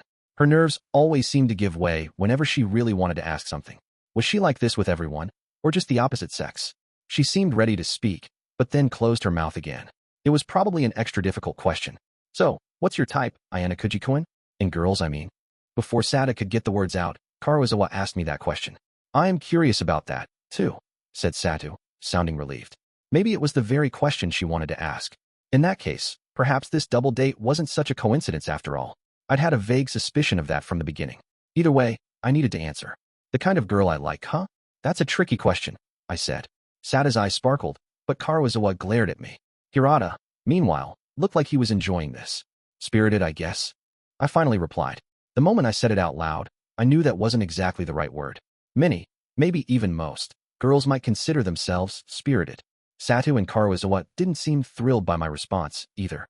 Hun, I didn't think you'd be into girls like that, Ayanokouji-kun, remarked Karuizawa. Were Satu and Karuizawa both the spirited type? They definitely weren't as dour as Horikita. But Kushida and Ichinos were spirited, too, right? Wait, do you think there are only two types of girls, Ayanokouji-kun? The spirited type, and the quiet, gentle type. Karuizawa added. Is that true? Sada asked me. No, it's not. It's just that I'm relatively quiet, so I thought it'd be nice to date a girl who was sort of the opposite. If I misspoke, I take it back, I told Sadu and Karuizawa. I had a feeling I might have insulted them. So, what's going on between you and Horikita-san? What's the deal there? Asked Karuizawa, still with the interrogation. I wanted to say it was none of Karuizawa's business, but Sada's expression had clearly changed. This might be another question she also wanted to know the answer to. Very few people understood my relationship with Horikita, but I knew that Karuizawa did. Therefore, she'd asked for Sada's sake. If Sada had any affection for me, she must have confided in Karuizawa about it, resulting in the double date. In other words, Sada must have asked Karuizawa to back her up. So Karuizawa was digging for information, helping where she could. I didn't know which of them initially came up with the double date idea, but I assumed that Karuizawa concocted the plan's finer points. There's nothing going on between Horikita and me. I mean, we're both doing our own thing on Christmas. The proof of the pudding was in the eating, as they said. But that doesn't necessarily mean that nothing's going on, right? Asked Karuizawa. She really wasn't letting this go. Maybe you're interested in Horikita-san, but she's not into you. Maybe you don't have the guts to actually ask her out. Ayanokouji-kun. I suppose it's possible. I mean, anything was possible. So, was hanging out with me a bother then? Asked Sada anxiously. Like I said, if I didn't want to, I would have said no. I see. I'm relieved to hear that. But there are totally guys out there who try to keep their options open when the girl they actually like doesn't like them. You know, they have a girl they can fall back on if their crush doesn't work out, said Karuizawa. A rather nasty thing to say. If I responded with something like, do I seem like someone with that much game? She might answer, yes. And then I'd be stuck. Was she hounding me like this for Sada's sake? I felt as if I were trying to ford a crocodile-infested river. Do I seem like someone with that much game? I asked. Yes, you do. Hey, just as I thought. I'd jumped in the river and been spectacularly devoured. Maybe you're really in love with Horikita-san, but hanging out with Sada-san like she's a consolation prize, right? Said Karuizawa. Now she was just trying to make me look like a jerk. Maybe she didn't want things to work out between me and Sadu. I don't think that Ayanokouji-kun is the kind of person who'd do that, though, said Sadu. Right, Ayanokouji-kun? I'm not that clever, I replied. The moment I said that, Karuizawa changed her angle of attack. Aren't you pretty close to Kushida-san too, Ayanokouji-kun? Oh really? Sada jumped as if she hadn't noticed who I hung around with at all. I think Kushida gets along with everybody, I said. The crocodiles weren't just in the river anymore. They'd abandoned the water to fly through the air, chasing me. Aren't most guys in love with Kushida-san though? Karuizawa mused. What do you think, Hirata? I asked. I needed him to save me from these flying crocodiles. Kushida-san's quite popular, but I don't think everyone necessarily wants to date her. Anyway, I doubt Ayanokouji-kun has feelings for anyone in particular, he replied. Hirata to the rescue. He'd swooped in and solved all my problems, exactly as I'd hoped. If Yusuke-kun says so, I suppose it must be true, said Karuizawa. She still seemed dissatisfied, but she relented. Hirata's words carried weight that wasn't easy to dismiss. Go, Hirata. Hey, you four. Got a minute? As we were about to enter the movie theater, someone called out to us. We turned around. You're Ayanokouji, right? Yeah, I am. I was going to ask who he was, but the words got caught in my throat. He had a sharp gleam in his eye and a certain any say qua about him. I'd seen him on several occasions. There probably wasn't a student at this school who didn't know Nagumo Miyabi from the second-year Class A. Several students hung around Nagumo, probably his friends. Among them were student council members, secretaries Mizawaki and Tanakawa, and Vice President Kiriyama. There was a single first-year student, too, Ichino's Hanami, from Class B. When I noticed her, she only gave me a gentle smile. After the arrival of such distinguished upperclassmen, the double date's atmosphere grew tense. The student council members paid no attention to me, continuing their conversations. One senior, however, glanced at me. I recognized the girl. She was the upperclassman who dropped her phone charm when we passed each other some time ago. You're a first year, right? Miyabi's friend. I've never actually talked to him before, Nagumo told her. You don't remember? He was the student who squared off against Horikita-senpai in the relay race. Oh, okay. I thought I recognized him from somewhere. Hey, can we talk for a minute? You have some time, right? Nagumo asked me. It was obvious that the four of us were hanging out. Even so, being invited to talk to a senior student, and the new student council president, to boot, was an offer I couldn't refuse. Sada shrank back, and Karuizawa looked slightly upset. Hirata stepped forward. He was probably the only person in our group who could face off against Nagumo. Still, he couldn't just say another time to an upperclassman. I wondered how he'd settle this. Good morning, Nagumo-senpai. Hi, Hirata. How's soccer going? Before taking on the student council president role, Nagumo played with the soccer club. Hirata clearly intended to make use of that. We're giving it all we've got. You should join us for practice next time. Excuse me, senpai, but did Ayanokouji-kun do something wrong? Asked Hirata. Huh? Oh no. I wouldn't pick on one of my underclassmen, would I? I just wanted to talk to him, is all, Nagumo laughed. From the look in his eyes, however, it seemed more serious. If I didn't step in soon, things might get worse. Can I help you with something? I asked in a formal, stiff tone. Come on, don't get all nervous. Well, I guess that's too much to ask. You guys go on ahead, Nagumo said to his friends. Maybe he thought the large crowd intimidated me. Hurry up, okay? Got it. Nagumo sent his entourage off. As we watched them leave, he spoke again. We're going to karaoke. You guys want to join us later? Well, I'm joking. I mean, if someone like you joined us, it'd ruin the mood. He replied with a scornful laugh. So, you're the student Horikita-senpai's been so fixated on. I'm just following the rumors, is all. Are you talking about the relay race, senpai? Asked Hirata, expertly jumping into the conversation. Yeah, you watched that too, huh? Yes. I already knew that Ayanokouji-kun was really fast. A lie, but Nagumo had no way of knowing that. Besides the race, what's Ayanokouji-kun done to make you notice him? On the outside, he's an ordinary student, except for how fast he is. Said Nagumo, wearing a stern look. He grabbed my arm. Satu, Karuizawa, and Hirata looked shocked. It probably seemed like we were on the verge of a brawl. Even Hirata, who knew Nagumo, froze. President Nagumo, you're totally nuts, Karuizawa laughed, clearly trying to defuse the situation. Oh, did I scare you? Sorry. My bad, replied Nagumo, looking at her amiably. He didn't let go of my arm. I do have a high opinion of Horikita-senpai's instincts, he told me. If he sees something in you, you must be special. You must really trust his opinion. The student council presidents, I replied. Former student council president. After he graduates, I have a whole year at this school. Won't you play with me? I knew things were fraught between the elder Horikita and Nagumo, but I hadn't thought that they were intense enough for Nagumo to preemptively attack me. I'd taken him for the type who was happy as long as people around him were content. That didn't seem to be the case anymore. He wanted to make a show of his strength as a threat. May I ask something? I asked. Until now, I'd been completely passive. Nagumo smiled. When you became student council president, you said that things would get interesting at this school. You said that talented students would rise to the top. What are you planning? I might as well ask at this point. I imagine that you first years have had some shitty, boring tests so far. I've had it up to here with those banal games. What if we had a special test based on a popular online game? Don't you think that? Sounds really interesting, he asked. An online game? I blinked in surprise. Nagumo chuckled. Don't be so serious. He let go of my arm, still laughing, but his eyes remained dead. Sorry for pushing in on your date. See you around. With that, Nagumo followed his friends toward the karaoke place. We were all silent a moment. Phew. Now, that sure was something, wasn't it? Asked Hirata, relieved that nothing had happened. Satu, who'd been utterly silent, suddenly bubbled over with excitement. That's amazing, Ayanokouji-kun. Wow, to think the student council president thinks so highly of you, she exclaimed. It's really not that big a deal, I said, but Satu remained starry-eyed. I don't know. The only thing Ayanokouji-kun has going for him is that he's, like, a fast runner, said Karuizawa, giving Hirata a smile. Yusuke-kun's 100 times more amazing.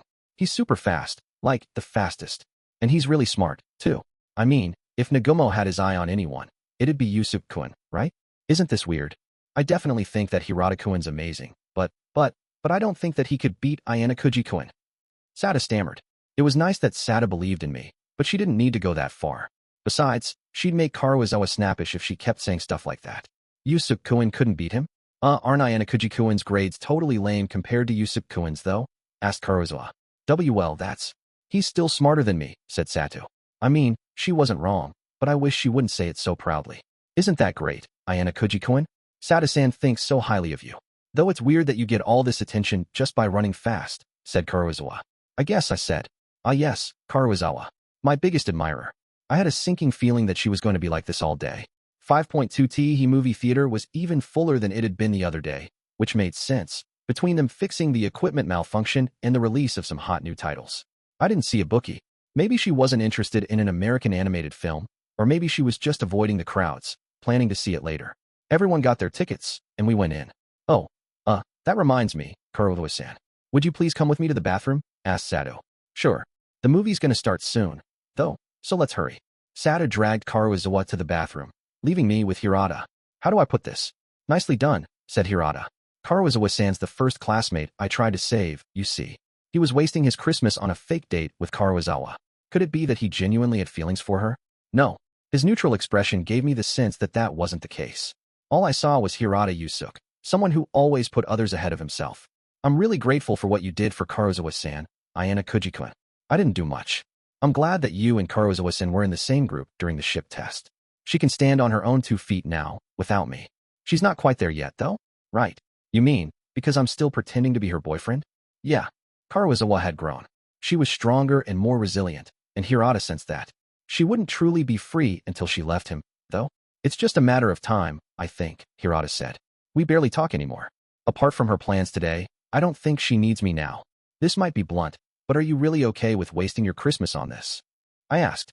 Yeah, I'm Karuizawa-san's boyfriend, after all. I haven't wanted to date any other girls.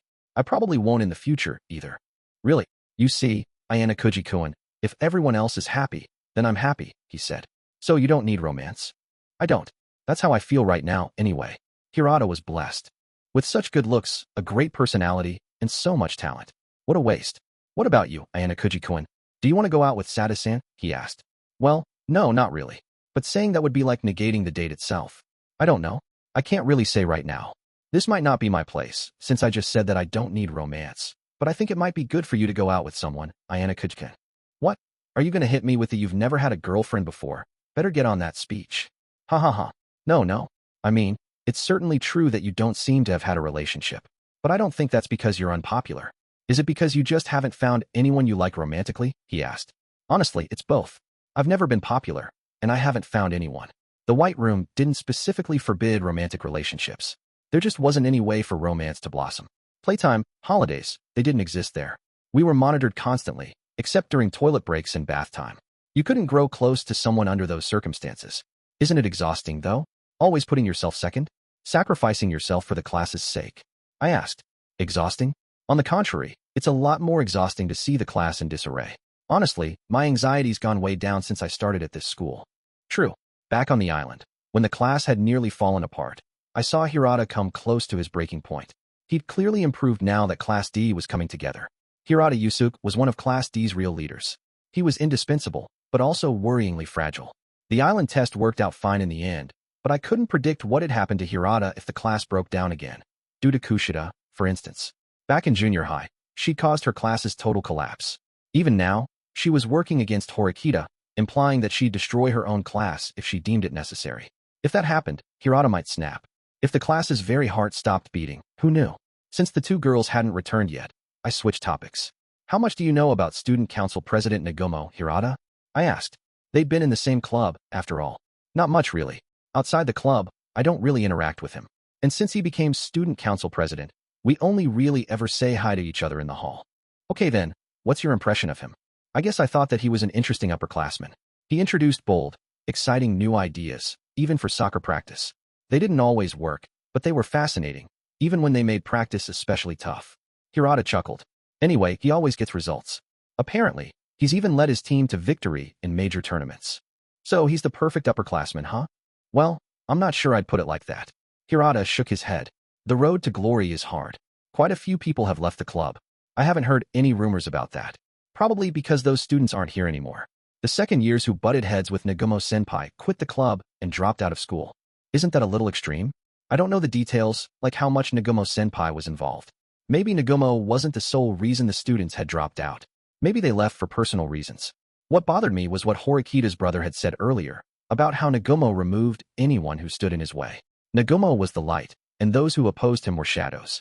He wanted to thoroughly eradicate that darkness, but it wasn't so simple. Where there was light, there were always shadows. No matter how many you eliminated, new ones arose. Are you joining the student council, Ayanokouji-kun? Asked Hirata. A reasonable deduction, given our conversation thus far. No, I'm not. I made sure to be very clear. Even if Horikita ultimately refused, I absolutely wasn't going to join. That would be more than a small favor, and it would have a huge impact on my life. I'm sure I could install Kuroizawa in my place as a puppet, if it came to that. She wasn't the best candidate for the job, though. I needed someone who would follow my orders without question, who was talented enough to join the student council on their own merits, and whose presence wouldn't seem odd. Hardly anyone in our class cleared all 3 hurdles. I see. I think you'd do quite well if you joined, Ayanokouji-kun. I should be the one saying that to you, Hirata. You're student council material. I'm not a good fit. Besides, I don't want to quit my club. He liked soccer that much, apparently. If Hirata did join the student council, I'd have another card to play. I wasn't going to press him any further, though. I was still happy in the outfield, catching whatever came my way. Well, student council issues aside, we'll probably have a tough time starting next month, won't we? Hirata asked. You mean, because the school will bump us up to Class C? Yeah. A and B will be wary of us, and the new Class D will try to trip us up. If we make a wrong move, we could be Class D again as early as February. It was natural to be apprehensive. Class point totals rose and fell all the time. Even a trivial mistake could make Hirata's fears come true. I do think everyone wants to reach Class A, though, Hirata said. Do you think they'll still feel that way if it takes backbreaking work? That's exactly the problem. Aiming for the top requires a lot of the class. Just as Hirata was about to say something else, the girls called us. Sorry to have kept you waiting, Ayanokouji-kun. Kuroizawa and Sato were back, halting my conversation with Hirata. Since the movie was about to begin, we headed into the auditorium together. 5.3 I didn't normally watch animated films, but this movie exceeded my expectations. The animals were surprisingly expressive, and the story was moving, if simple. I left the theater with Sato, who tightly clutched the juice she'd bought. That was really good, she exclaimed. I couldn't help but agree. I was just getting hungry, too, with perfect timing. Hirata and Karuizawa exited slightly after us, and we hurried to our lunch reservation. While we walked, Sato resumed our conversation. Hey, Ayanokouji-kun, do you mind if I ask you something that might sound kinda insensitive? Maybe because we'd both enjoyed the movie, Sato was walking closer to me than before. It wasn't just physical closeness. Our emotional distance had closed by about a half step. Fire away. If I could answer, I would. I have a question too. Even though we were having separate conversations, Karuizawa butted in again. Hirata spoke up as well. Why don't we all take turns asking each other questions? Not a bad idea. I could ask Hirata some things that had been on my mind for a while. Sounds good. I'll go first, replied Karuizawa. She immediately looked at me. Have you ever gone out with anyone before, Ayanokouji-kun? Hirata had asked me the same question. To be more precise, he hadn't asked so much as discerned the answer. It was hard to believe this had been brought up twice in a single day. It wasn't a comfortable topic, but Karuizawa and Sato both fixed their gazes on me. Right now, no. I tried to keep it vague. It felt like Karuizawa was just messing with me. In other words, your age equals the number of years you haven't had a girlfriend, replied Karuizawa. Well, that was brusque. You know, Ayanokouji-kun, that's just the kind of evasive answer an unpopular guy would give, she added. Really? Even if I had a girlfriend in the past, I don't have one right now, I said. So, you had one then? Well, no. See, I told you, Karuizawa exclaimed. She bounced up and down. Sato seemed glad, too. I don't think that's bad, though. Like, if you were obviously unpopular like Yamauchi-kun or Onizuka-kun, that'd be one thing. But it's more like you're just not in a rush. That's all. Right, Ayanokouji-kun? You understand Ayanokouji-kun pretty well, Sato-san. I wish I understood him, but I still don't really know much about him at all. That's why I'd like to ask him some questions. Hey, Ayanokouji-kun, which do you like better? Girls with long hair or girls with short hair? Sato asked. Fairly straightforward questions. The type of girl I liked, whether I had a girlfriend, and now, what kind of hairstyle I preferred. Together, these questions seemed designed to construct a specific girl's image. I don't really care. As long as it suits the girl, it doesn't really matter, I replied. That's a boring answer, Karuizawa shot back. She loved pointing out my failings. I feel the same way. Whether it's a guy or girl, if it suits them, it's not an issue, replied Hirata, swooping in with the assist. Karuizawa gave him a smile. Honestly, I think the same thing, you know? Even though some girls change their hair to suit their partner's taste, it's pointless if it doesn't look good on you. Right. She always supported Hirata's ideas in public. Still, this was becoming ridiculous. If Karuizawa wanted to get Sato and me together, why was she going to such lengths to paint a negative picture of me? I think that's great, not caring about hairstyles and things like that, said Sato. Far from seeing me in a negative light, Sato's eyes sparkled. Karuizawa looked at her with something like respect. No matter how hard she tried to knock me down, Sato would lift me back up. Hey Hirata, are you aware of how popular you are? I asked. Karuizawa glared at me when I asked that. Sato assumed a weird expression, too.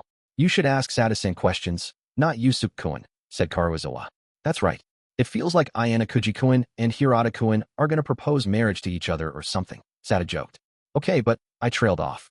Since Sato didn't know my extensive history with Karuizawa, I couldn't just start talking to her. It was still hard for me to jump into conversation with Sato, since I didn't know her very well. Therefore, I turned to Hirata. No matter how delicate the situation, Hirata could handle it. Besides, there were things I wanted to know about him. You can ask me anything, Ayanokouji-kun, said Sato. Let's see.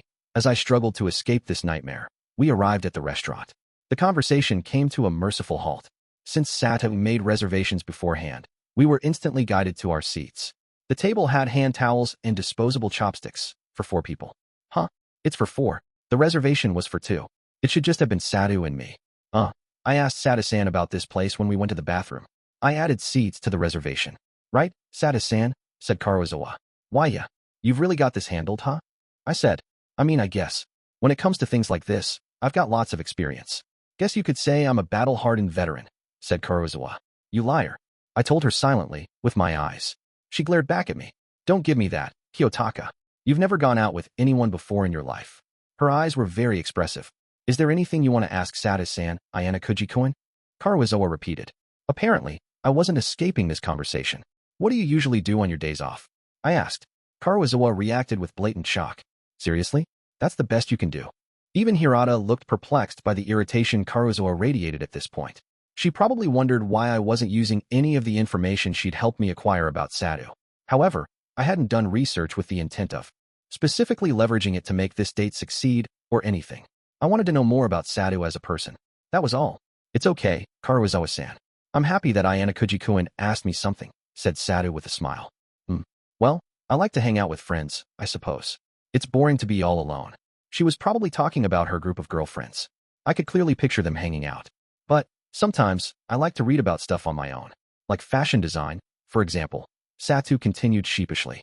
I just think that becoming a designer might be pretty cool, I suppose. Oh, this is the first I'm hearing about that. So, you're one of those people, huh, Sata-san? Asked Karuizawa. I had absolutely no idea what she meant. It seemed like girls had their own secret code that only other girls understood. Sata nodded. I thought if I graduated from Class A, I could get in somewhere good. It wasn't a bad thing to aim for Class A, but Sata should also have considered what to do if she graduated from Class B or below. Have you thought about what you'll do in the future, Ayanokouji-kun? Asked Satu, gently tossing the ball back at me. Since I hadn't given any real thought to my future, I gave a safe answer. College, I guess. Ugh, no thanks. Not for me. I definitely don't want to have to study even more, said Satu. I mean, compulsory education ends after junior high, but it seems like it doesn't really end until after high school, right? People make fun of you if you stop at junior high. It was certainly true that the social norm was to finish high school. It was still sort of compulsory education, in that sense. I'm probably going to go to university too.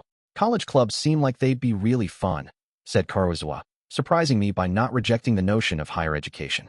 Her answer was vague too, but everyone seemed to be thinking about the future. It was kind of fun hanging out in a group I didn't normally spend time with, but exhausting at the same time. Doing this every day would have been extremely tiring. 5.4 After we finished eating, we wandered around Kiyotaka Mall for a bit. It was after 4 now, and the double date, which had gone for almost 5 hours at this point, was nearly over. The day was unexpectedly fun, despite Karuizawa's attempts to introduce complications. Still, I didn't want to do it again.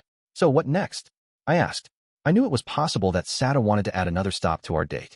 Well, maybe we should head back. Huh? Yusuke-kun? Asked Karuizawa, switching from happily bullying me to being suddenly considerate. Her goal from here on out was to leave Satu and me alone. I could see her and Sata signaling one another via eye contact. Hirata nodded. Yeah, it's getting late. Let's head on back, Karuizawa. It was fun hanging out with you today, Ayanokouji-kun. See you later. You too, Sata-san. Spending an entire day with Hirata had convinced me that he was truly a person of noble character. A saint. Hirata could get along with anyone. If this double date had succeeded, it was entirely due to him. Thank you both so much, said Satu.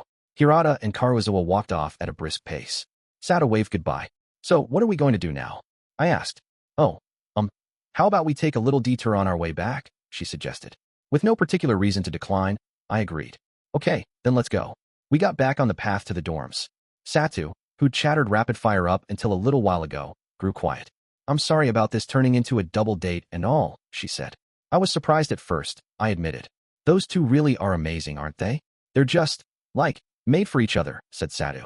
I really look up to them, you know? Definitely. Even though we were walking close together, our hands weren't touching. Not a single ounce of the boldness Sata displayed in front of Karuizawa and Hirata remained. It wasn't awkward or anything, but the mood had changed for sure. Thanks for inviting me today. I had fun, I told her. For some reason, Sata still looked anxious. Hey, Ayanokouji-kun, you didn't really have fun today, did you? No, I did. I was being genuine, but for some reason, Sata didn't believe me. But why would you think that? I asked. Well, it's just, you didn't smile once today, Ayanokouji-kun. I didn't smile? Sata kept going. I would have liked to see you smile at least once, but I really didn't have any complaints about how the day went, though. As I wondered how to explain that, Sata spoke up again. Does the fact that I once wanted to mess with Horikita-san have something to do with it? She looked anxious, like she was about to cry. When we first started school, Horikita had been something of a loner, with a strong tendency to mock her classmates. Understandably, this didn't make Sata fond of her. As a matter of fact, Sata once proposed messing with Horikita in a group chat. I shot the idea down, but Sata clearly remembered. I really don't mind, I said. I completely forgot about that. Really? Well, it's not surprising that people didn't like Horikita back then. Besides, Horikita herself wasn't in the group chat when you brought it up, and it's not like you actually did anything to her. I wouldn't judge someone based on such a trivial thing, I told Satu. Everybody gossiped. As long as you didn't actually hurt the person in question, it wasn't a big deal. Really? Asked Satu. Yeah, really. But you still didn't have fun, did you? I mean, you didn't smile. Well, I'm just genuinely bad at smiling is all. I had no idea whether Sata believed me.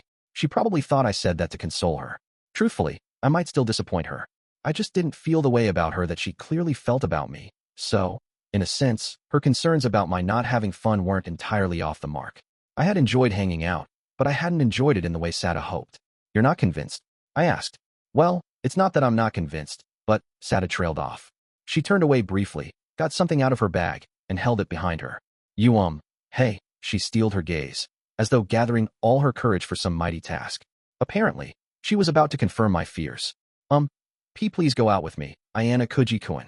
A strong gust of wind whooshed past. It was the first romantic confession I'd ever received. Out of the corner of my eye, I noticed someone hiding in the bushes, but I ignored them for the time being. Prolonging this would only hurt Sada more. I chose my words immediately, being as honest as I could out of respect for Sada's courage. I'm sorry, Sadu. I can't be that for you. Oh, I see. I guess it's hopeless, huh? Sadu, clearly fighting not to break down, gave me a small smile. Well, for future reference, could you maybe tell me why? Is there someone else you like? It's not like that. I'm just not ready for a relationship. It's really me, not you. I told her. No matter who asked me out right now, my answer would be the same, whether it was you, Sadu, or someone like Horikita or Kushida. I can't go out with someone if I don't love them back. I'd give Eri the same answer if she ever decided to tell me about her feelings. This might sound kind of lame, but I've never had feelings for anyone yet. I'm not rejecting you, personally. I just haven't really matured enough to handle romance, I said. I see. There wasn't anything else I could say? Maybe I rushed things. It's not like you can really know a person after just one date, Sada reasoned. She nodded as if having a conversation with herself. Frankly, such an honest confession had required a tremendous amount of courage on her part. I might have missed out on my chance, I said quietly. I'd turned down a girl who was honest and brave. Some part of me felt like I was making a mistake. It was the part of me that wanted a fun, normal high school career, including finding a girlfriend. But I didn't say anything. My phone vibrated in my pocket. I didn't know who was calling me, but I couldn't answer it right now. Sada put the gift-wrapped box back into her bag. Thank you for everything today, Ayanokouji-kun. She understood that my reply and feelings wouldn't change. Even if Sada liked me in this moment, she might not feel that way tomorrow. Maybe she'd find a new love. However, I'd never forget that Sada was the first to say she loved me. Is it okay if I ask you to hang out again? She asked. Of course. I had fun with you, Sadu. I'd like to hang out too. I really meant it. Yeah. Sada nodded. Even though the awkwardness was still there, things were rapidly returning to normal. The winter cold pierced through us. It's freezing.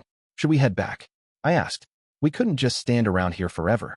However, when I started to move, Sada remained firmly in place. Sadu. I looked back to see tears welling in her eyes. She quickly wiped them away with her arm and smiled at me. Sorry, I think I'll go on ahead. With that, Sada ran through the snow, leaving me behind. I quietly watched her go. Guess I understand. I waited until she was out of sight, making sure we wouldn't bump into each other in the dorm lobby, before resuming my walk home. If my issues with the student council and my father didn't exist, maybe I could have answered Sada differently. If she'd told me her feelings before the relay and my father's visit, I might have accepted. Ironic, since the relay was what made her develop feelings for me. A normal boy in his first year of high school might have taken up the first girl to offer him affection. But I wasn't normal. Better to keep things simple. Now then, I had to take care of some unfinished business before I could call it a night. As I headed for a patch of bushes, my phone rang again. On screen were the words, "Unidentified caller." For a moment, I thought about ignoring the call, but then accepted it and brought the phone to my ear. The mystery caller remained silent, even after a few seconds. Hello, I said. However, there was no reply. I'm hanging up. Can I trust you? Came the voice on the other end. Who are you? Why should I trust you? I threw the question back at them. What Horikita-senpai talked about. Taking down Nagomo. Are you willing to help? Oh. So, Horikita's brother told that previously mentioned second-year student about me. Still, calling from an unidentified number? This person sure was paranoid. What's your name? They asked. The elder Horikita gave them my phone number, but not my name? Well, if they had my phone number, they could figure the rest out with a little digging. I don't think you need that right now, I answered. Fine. I have a pretty good idea of who you are, anyway. I recognize your voice. That narrowed down the options for who they were, too. Not many second-year students were that familiar with my voice. I want to meet you right now, they continued. I'd expected as much. Shouldn't you be more careful about this? I asked. It was almost dusk. It'd be dark soon. It's fine. Can you meet me immediately? I glanced over at the bushes. Yeah, you're in luck, too. In luck? To be honest, if it were any other time, I would have refused. I'm sure the mystery caller found this baffling. There's a secluded spot next to the school building, they said. Meet me there in 10 minutes. Sorry, but I've got a little business to take care of. Is it okay if we meet in 20? I asked. Fine. The call ended. It wouldn't take longer than 5 minutes to reach the meeting spot, but I'd given myself a little time buffer. That meant I should conclude my business in the next 15 minutes. Someone was waiting for me, and it was cold out here. If you stay there, you'll freeze to death, I said to the person in the bushes. No one answered. I have to go. Is it okay if I leave you here? I asked. Finally, a voice answered hesitantly. When did you notice me? Right at the start. You heard Sata confess her feelings, right, Karuizawa? I asked. And not really. I only heard a little. Karuizawa stood up from her hiding place. Since she'd hidden in the bushes, snow had fallen on her shoulders. BRR, it's cold. What happened to Hirata? I asked. Dunno. He probably went home. She stepped onto the path, brushing the dirt and snow off herself. She'd waited in the cold so long that her nose was red. It's freezing, huh? I guess. Still acting tough, then. However, something was bothering Karuizawa more than the frigid night. Anyway, why did you turn Sata-san down? What do you mean? You said it yourself, didn't you? It's despicable to go out with someone you don't actually have feelings for. Well, sure, but don't they say something like if you don't eat, you don't get a toothpick? I think the expression you're looking for is, not eating the meal set before him is a man's shame. Like, it's shameful to spurn a woman's advances, I replied. Still, Sata's a normal girl. She wants a normal romance. Do you really think I can give her that? Well, it's kinda hard to picture. Karuizawa understood me better than most people. She knew how much I'd actually have liked a normal life. Still, I couldn't give Sata what she wanted. Even if I made myself date her, I'd waste her time. These few years at school were a precious resource. Look, it might not be my place to say, but don't you think you're being a little too humble? Asked Karuizawa. Humble? I mean, yeah, you're not like normal guys, Kiyotaka. On top of that, you pretend to be someone you're not, right? I think it's more that I choose not to reveal everything. So, yeah, some girls would probably be disappointed by who you really are. But when someone's really in love, that kind of stuff doesn't matter, you know? I mean, I think Sata-san would have accepted you as you are, said Karuizawa. Is that what you meant by humble? Yeah, well, since you already turned her down, I suppose you can't take it back. Even though I, went through all the trouble of shooting Love's arrow at you. I didn't even miss. It just bounced right off you. Love's arrow. Forget it. It doesn't matter. She gave a devilish chuckle. Girls get over stuff fast. Sata-san will probably fall for another guy soon, won't she? Nothing I can do about that. Whoa, I think I hear some regret in your voice. Knock it off. This was my decision. Karuizawa seemed unconvinced. Couldn't you have tried going out with her to see what it's like? I'm sure you were aware of her feelings for you. Inviting someone out on Christmas isn't what someone who's just your friend does. When you accepted the invitation, didn't you know what she wanted?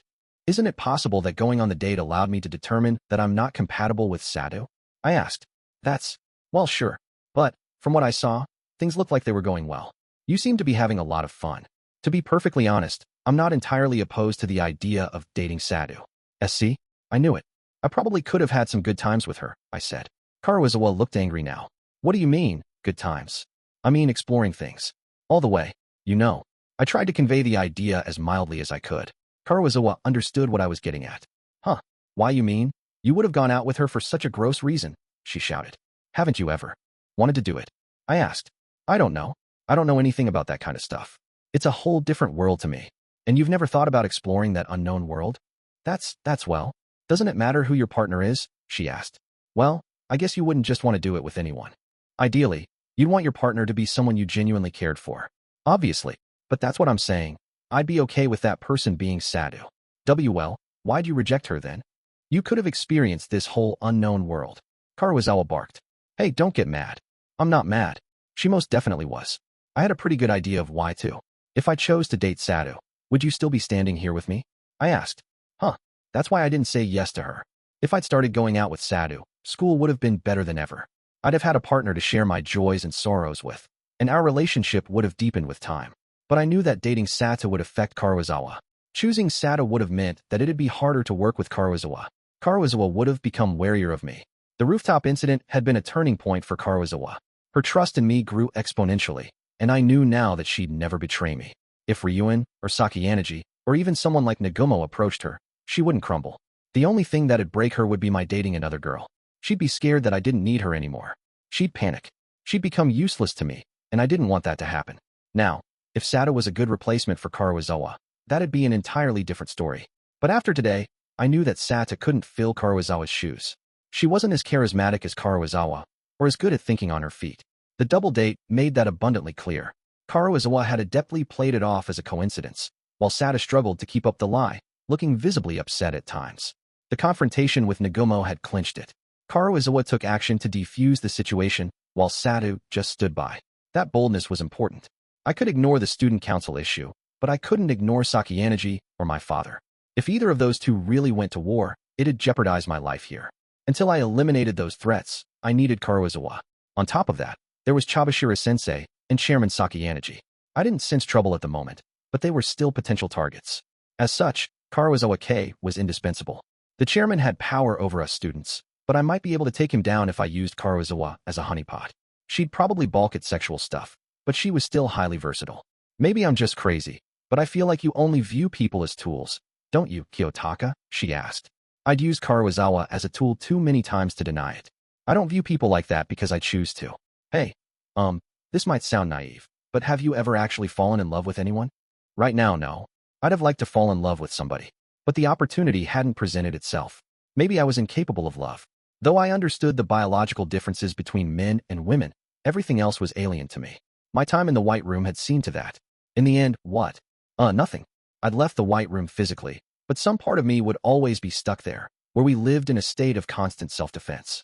You shouldn't need your guard up at all times in normal, everyday life. Going out with Sato would have let me experience normal joys, a normal relationship, but I couldn't visualize what normal might look like for me yet. I'd worked to protect myself against any opponent who might arise. I didn't know how to stop. No one else mattered, so long as I won. Maybe I'd be this way until the day I died. As I walked, Karuizawa followed. She didn't walk at my side, but stayed close enough that we could converse. This way, no one would know we were together if they passed.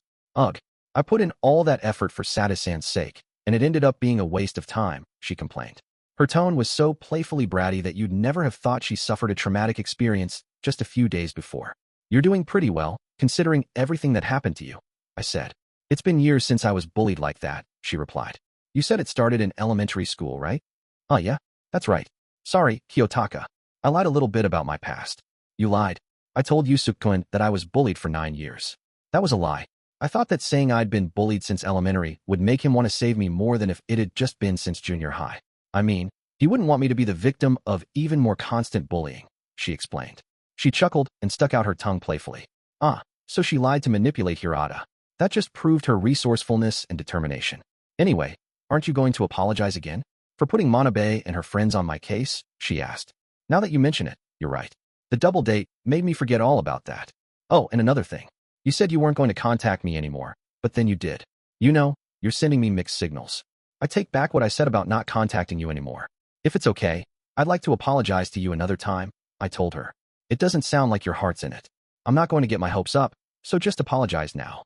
Now? How? I've told you lots of different things. Now you tell me something, Kiyotaka. About what? This afternoon. Student Council President Nagumo. What's the deal? She asked. She wanted this information as part of an apology? I don't know what made you go all out during the sports festival relay, but I feel like more and more people are noticing you, she continued. I'll nip that in the bud. Fortunately, the class is more united now. I can take a step back. Yeah, I guess. But Class B is way more tight-knit than us. We can't beat them in that area, Karuizawa replied. Anyway, unity aside, you really just want to step back? You got it, I said. It seems a bit weird that you're getting all this attention just because of the sports festival, right? She asked. She'd noticed, correctly, that it was odd to attract Nagumo Miyabi's attention just by being a fast runner. Since this was Karuizawa, I could tell the truth and save myself trouble in the future. Bear in mind that Horikita from our class and the former student council president are siblings. I figured as much. That reminds me, during the relay race, you and the student council no, I guess the former student council president, you two started together. Do you know each other, Kiyotaka? Yeah, through his little sister. That's why he notices me. So, he knows who you are beneath the mask? Asked Karuizawa. Beneath the mask, huh? No, he only knows what's on the surface. No one else at this school knows me as deeply as you do, I said. That sucks. Yet she didn't look unhappy. Knowing someone's secrets could be a heavy burden, but it also made you feel special. Karuizawa and I knew each other's secret selves. Besides, the former student council president title comes in handy. I do owe him a debt from the rooftop incident, I explained. Oh yeah? Yeah, I did meet him there. He's pressing me to return the favor. Does that have something to do with why student council president Nagumo's suddenly paying attention to you? Horikita's brother and Nagumo oppose each other. They're rivals. The fact that her brother's been talking to me probably doesn't sit well with Nagumo. He seemed like he was fixing for a fight during the relay. Wow, This is complicated. So, you're in the middle of a fight between those two. We were getting to the heart of the matter now. Horikita's brother wants me to drag Nagumo off his throne and remove him as student council president. He put you in charge of that, Kiyotaka? Talk about a tough job, huh? If anyone could stop that incredible student council president, it's you. You think that I can do it? If you can't, no one else can. It seemed Karuizawa's opinion of me had improved significantly in the blink of an eye. No amount of humility on my part would fool her now.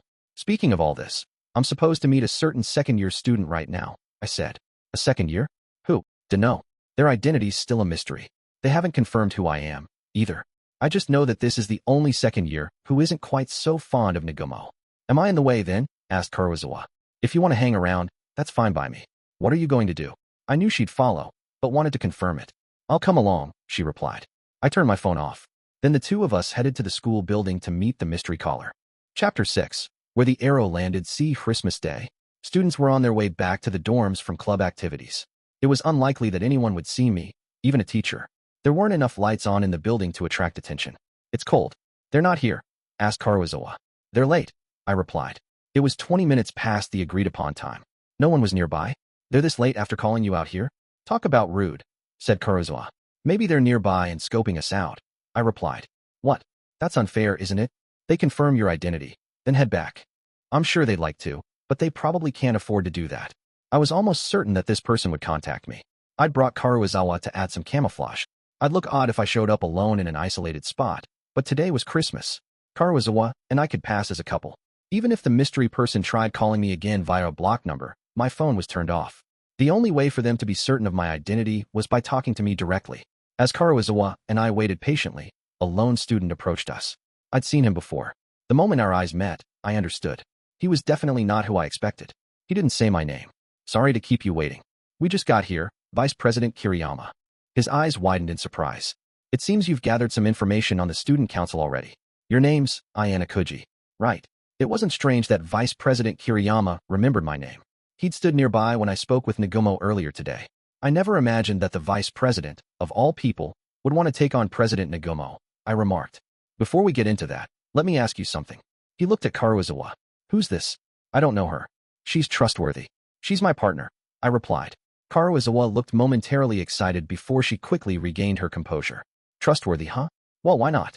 This situation's already hopeless if I have to turn to a first year for help, Kiriyama said. He'd accepted Karuizawa's presence very easily. Either he was that dissatisfied with Nagumo's regime, or he trusted Horikita's brother that much. Can we cut to the chase? I don't want to draw this out. Same. I'll catch cold if I stay here much longer. I've never agreed with Nagumo once. I joined the student council because I admired Horikita's senpai. He was my senpai from Class A. Well, he used to be, I suppose. Kiriyama's defeat at Nagumo's hands had knocked him down to Class B. Frankly, I was surprised Nagumo had kept him on as vice president. I wanted to stop Nagumo from becoming student council president, but it was impossible. It's beyond the scope of my abilities. The story about President Nagumo bringing all the second-year students under his control. How much of that is true? I asked. Almost all of it. There are those dissatisfied with the situation, but not enough to vote Nagumo out. They've resigned themselves to his rule, Kiriyama replied. Hey, Kiyotaka. I understand uniting your own class, but how could you possibly make other classes your allies? Isn't everyone competing to reach Class A? Asked Karuizawa. I'm sure Vice President Kiriyama will explain. Nagumo promised reform, Kiriyama told her. He said capable students would be promoted to Class A, no matter where they'd started. There are a lot of dissatisfied people at this school who feel they were placed in the wrong class. Karuizawa appeared slightly confused. I clarified. He means people like Horikita and Yukimura. I see. But that wouldn't be enough, right? Karuizawa asked. I mean, most of the students from the lower classes aren't that talented. Nagumo says that every student will be given a chance, explained Kiriyama. I don't have any more concrete details yet. Isn't that kinda suspicious? Yes, but those are his terms. Anyone in Class B or below already feels the pressure mounting. The gap in class points between Class A and everyone else is widening. Shouldn't you be seizing the opportunity to return to Class A, Vice President Kiriyama? I asked. I mean, you oppose the president and lose. That'll never happen, right? If I believe there was really a chance Nagumo's idea could work, sure. But I don't think he'll actually give everyone a fair chance at climbing the ranks. There's just no way. He can't guarantee that. Didn't you think about resigning from the student council when Nagumo became president? I mean, no one wants to work under somebody they oppose, right? If I left, what then? Nagumo would be even more free to wreak havoc. I thought it best to infiltrate his inner circle and collect information, try to find an opening I could exploit. If I hand that information to Horikita-senpai, I'm sure he can do something with it. Even though Kiriyama spoke in a detached, matter-of-fact way, frustration seeped into his words. Do you understand how hard this is for me? Having to stand by and grit my teeth, knowing that if I can't stop this, the school's done for, he asked. Unfortunately for him, I didn't. Well, I suppose there's no way you would. There are no first years like Nagumo, but that doesn't mean you're safe, either. Nagumo's watching Horikita-senpai and the third years for now, but once they graduate, the first years will be his next target. Ugh, he sounds like the worst, said Karuizawa. So she said, but I could see benefits to following Nagumo. If he could make former rivals fall so readily in line, he had to be both competent and persuasive. Well, forget about fighting back or whatever. Wouldn't it weird for us to poke our noses in student council affairs? Asked Karuizawa. Until now, yes, replied Kiriyama. But you'll be seeing a lot more of the senior students from this point on. Once the third semester begins, the school holds a special exam that brings all 3 grade levels together. I went through the same thing last year. First and second, and occasionally even third years battle it out. In other words, our class would be rubbing shoulders with upperclassmen this January. That's also when Nagumo will start compiling his list of persons of interest among the first years, added Kiriyama.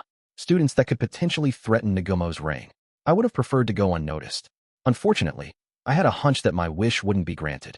What happened in last year's exam? Probably nothing resembling this year's exam. Most special exams are designed to be completely different from year to year.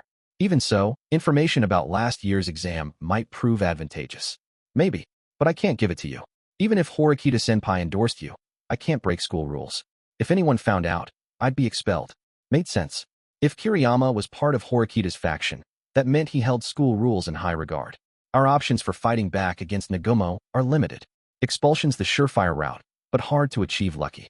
The next best option would be revealing to everyone that he's unfit to serve as student council president. If Nagumo is removed from office, many second-year students will cut ties with him. That'd mean no harm will come to you first years, or to the incoming freshmen starting next year, explained Kiriyama. The problem here was that I didn't know the true Nagumo Miyabi. Even Karuizawa couldn't get me that information. We just had so little interaction with the seniors. Because Nagumo had accrued so much influence, was incredibly wary of others, and had Hirata's respect and envy, I could only conclude that he was no average student. I would have preferred Kiriyama to find second-year students who shared his opinion to help him take Nagumo down. Sadly, he didn't have that option, which many had to hassle first years. Wait, getting Nagumo expelled or pulled out of office? That's pretty serious, isn't it? Asked Karuizawa. You wouldn't resort to such measures in the face of a mortal enemy? I've never even thought of doing something like that. Karuizawa looked suspicious, but I ignored her. I didn't know how much I could trust Kiriyama. From what I saw, there was no doubt that he hated Nagumo. But I also saw that he was being very careful with his words, maybe to manipulate me. At present, I lacked enough information to reach a definite conclusion. I'd only shown him one card I held. Karuizawa, tell us what you want, I said. We'll decide how to go about it. So, you can't trust me, is that it? Kiriyama asked. Maybe I sound like I'm going too far. I don't need to be responsible for stopping Nagumo. But I can't bear seeing my juniors go through the same hell I did. That's the truth. So, he was just doing this for his juniors, huh? I found that selflessness hard to believe. Honestly, if Kiriyama said that he hoped to get back to Class A by eliminating Nagumo, I'd have trusted him more. Guess it's just human nature to play the saint. Huh? Think whatever you want, Kiriyama added. But just remember this. Every student who got on Nagumo's bad side has been expelled. Across the board. If that's the case, maybe I shouldn't get on his bad side, either. So you won't cooperate. I will. I have reasons I can't back down either. Alright, you're on Nagumo's radar now, anyway. Sorry, but you're about to find out just what kind of person he is. I'll keep you informed on his movements from here on. As long as that's within the scope of the school rules, of course. Beyond that, you can do as you please. So, he was putting his fate in my hands? Kiriyama seemed to sense that I wasn't as enthusiastic as he might have hoped. To be perfectly honest, you're kind of unreadable to me. If it weren't for that relay race with Horikita-senpai, I probably wouldn't ask for your help at all. In fact, the relay was what made Nagumo notice you, he said. Had I known about Nagumo in advance, I wouldn't have drawn attention to myself during the relay. Unfortunately, what was done was done. If I think you're incapable of seeing this through, I'll stop contacting you, Kiriyama added. Wouldn't that put you in more danger, Kiriyama-senpai? Asked Karuizawa. He silently nodded. I won't make direct contact with you after this. I'll create a random email account and get in touch through that. Good. Communicating via burner email accounts was the safest option. Also, You know what'll happen if your incompetence leads Nagumo to find out that I colluded with you, he added. In other words, he'd take me down with him. Of course. With those parting words, Kiriyama quickly left. Does this whole thing kinda give you a bad vibe? Asked Karuizawa. Yeah. There was no room for error. 6.1K Aruzawa and I made our way back to the dorms. Walking a bit behind me, she spoke up. It kinda seems like things are getting out of control. What do you think of what Vice President Kiriyama said? I asked. I don't know. I mean, I still don't really get why he hates President Nagumo that much. Karuizawa and I were on the same page. A wise man didn't court danger. I'd been temporarily ready to make an enemy of Nagumo if it meant making Horikita's brother my ally, but I was starting to think that wasn't the right choice. If I could make Nagumo think my performance in the relay had been a fluke, he'd promptly forget all about me. If things went in the wrong direction, though, he'd try to eliminate me. By the way, what was that about earlier? Asked Karuizawa. The partner thing. What? You didn't like it?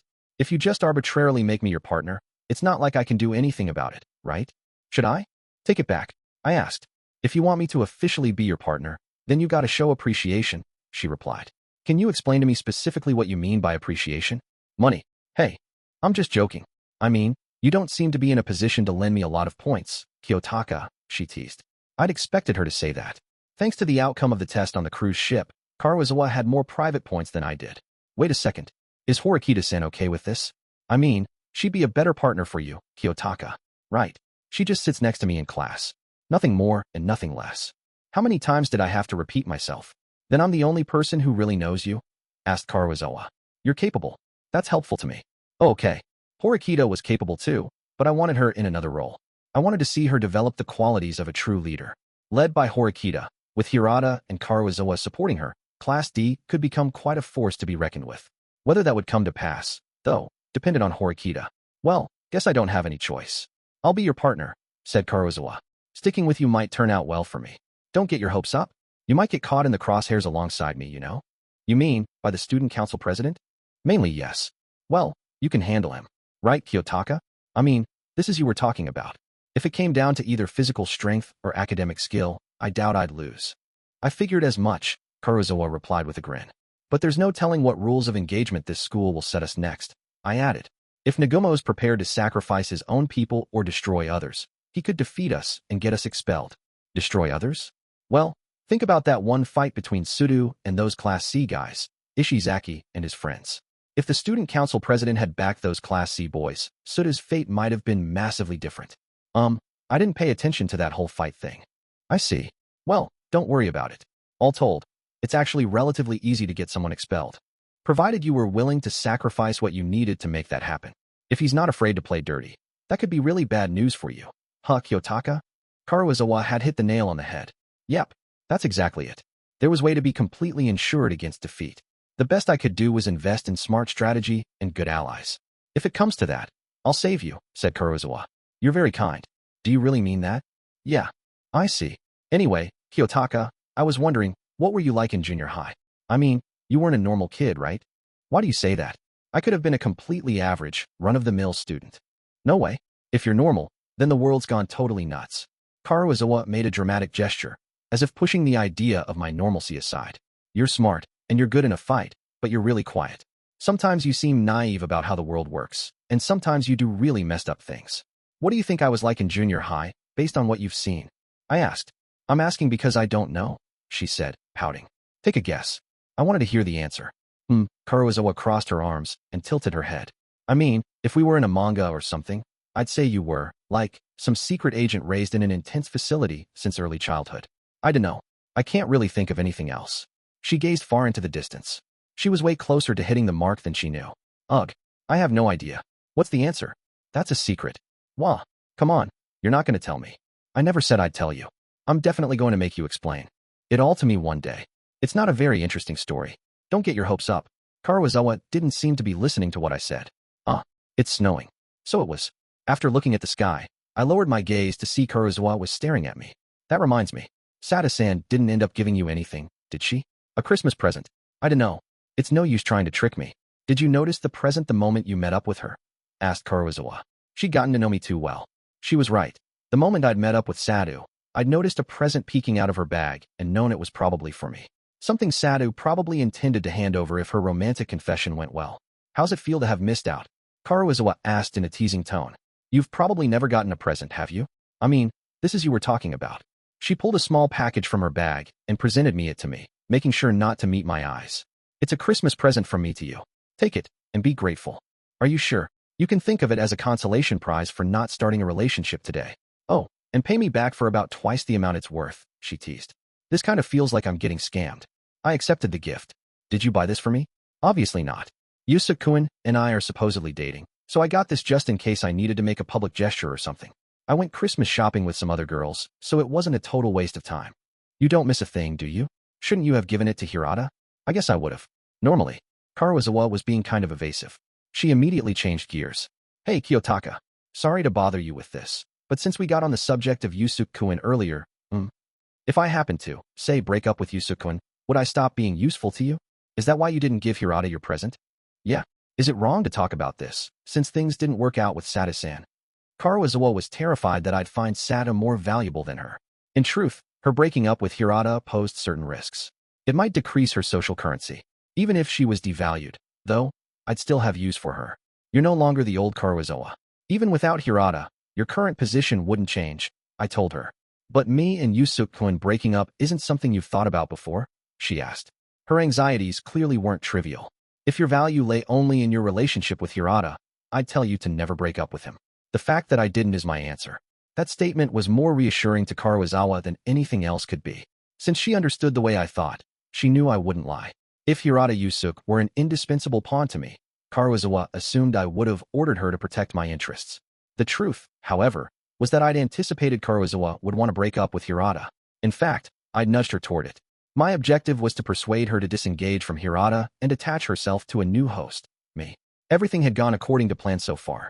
Though her crashing my date with Sadu had been a surprise, I'd furthered my hold on Karuizawa as a result. I see. To tell you the truth, I talked about this with Yusuke-kun a little. About how dragging this out any longer probably isn't good, since it's just a pretend relationship. I've been hesitating, said Karuizawa. Besides, playing Yusuke-kun's girlfriend gives me power, but it's, also a lot of pressure. What a cute little lie. I had no problem with her breaking up with Hirata, but from Karuizawa's point of view, this was a mistake. If I'd been in her position, I'd have kept some insurance, just in case. I would have sought to keep both Hirata and me around in case one of us turned out useless. They say, an ounce of prevention is worth a pound of cure. Karuizawa understood that, too. Still, if she was willing to surrender her insurance, that was fine. It was better for her to focus her attention on one of us than lose both Hirata and me to carelessness. I'm sure the class will be really surprised when the third semester starts, mused Karuizawa. I suppose so. As a couple, Hirata and Karuizawa were a big deal. They were well known even outside our class. Hirata, in particular, would have potential girlfriends lining up at once. Do you think he'll go out with someone else? I asked. I'm not sure. It's not like I know that much about yous. I mean, Hirata-kun. But in some ways, he's kind of cold like you, Kiyotaka. He might not even be that interested in romance. Even though you're back to calling Hirata by his last name, you're still calling me by my first? Oh, why yeah? Should I use your last name? Asked Karuizawa, appearing a bit crestfallen. That's not what I meant. Address me however you like. Thought I wasn't on a first-name basis with all my friends. Some used my first name. This might be a good opportunity, I mused. I stopped in my tracks and turned to Karuizawa. I'll call you K from here on out. Huh? Wah. Huh what? And nothing. Never mind. Why are you going to use my first name, Kiyotaka? It feels kind of weird if I called you by your family name and you use my given name. I wasn't quite sure how much distance existed between us, emotionally, but if K wanted to call me by my first name, it was only natural to reciprocate. Regardless, everyone else would see our relationship as a bit distant, Ayanokouji and Karuizawa. That wouldn't change. By the way, you came up with the idea of this whole double date thing, right? What do you mean? I could see I'd hit the bullseye. You played your part pretty well, but Sada was off in a few places. So you noticed, huh? I also thought Sada-san was a little awkward. I reached into my pocket and touched a small paper bag. Oh yeah? I have a Christmas present for you too. Huh? You're kidding. I am indeed kidding. Huh? You want to get smacked? Well, it's just a regular gift. You may not find it necessary, but here you go. I took out the paper bag and handed it to Kay. Wait a second. A drugstore bag? Are you making fun of me? Kay peeled off the cellophane tape. Inside the bag, she found neither a fancy accessory nor a cute stuffed animal. 2 kinds of cold medicine and a receipt. Just toss the receipt. She scanned it meticulously. Hey, wait. The date says 10:55 a.m. on the 23rd. After buying that cold medicine, I was headed back to the dorms, and happened to see you and sat it together at Kiyotaka Mall. That's when I realized you were concocting plans for a double date. Up to that point, I thought you must be sick after what had happened on the roof. It seems I was wrong. Then, that means you didn't call me to check up because I didn't even see you wearing a mask. I could tell you were healthy. If you were worried about me, then you could have visited me, or at least called once. You don't have to do things in such a roundabout way. You could have confirmed that I was all right. It wasn't like I could just go to your room without being seen. Calling you would have been effective, sure, but I figured you might just act tough. You're not good at showing other people your weakness, after all. But, wait, so you just wasted your money on cold medicine for me? She stammered. The cost's no big deal. If you don't want those, I can save them for another occasion. Now I feel like an idiot for thinking you weren't worried about me, said Kay. I played a major part in what happened to you on the roof. It was cruel. If you wanted to take a swing at me, I wouldn't resist, to tell the truth. I avoided contacting you because I thought it would stress you out to hear me. Sounds like I was wrong, though. Kay drew closer to me. Why, yeah, that's right. Don't underestimate me. So, let me confirm one more thing, strong-hearted Kay. What? I intend to avoid drawing attention from here on out. However, there may be times when I need to move covertly. When I do, please help me. Isn't it kind of late to ask me that? You should have mentioned it when we talked about being partners earlier. I suppose you're right. After a brief silence, she sighed loudly. Fine. I'll lend you a hand. In exchange, protect me. Okay. If my relationship with Hirata-kun ends, there could be all kinds of trouble. Sure. I promise. The sun began to set behind the clouds. Christmas is already over, huh? Said Kay. Which meant the first year of our high school lives was almost at an end, too. Think we should head back? I asked. Yeah. I started walking. Kay soon followed. Kay was the person I'd grown closest to over the past year, and she probably felt the same about me. She became indispensable, somehow, before I even realized it. Perhaps, if I aimed for Class A and ended this drama with the student council, we could eventually be friends. Maybe even something more.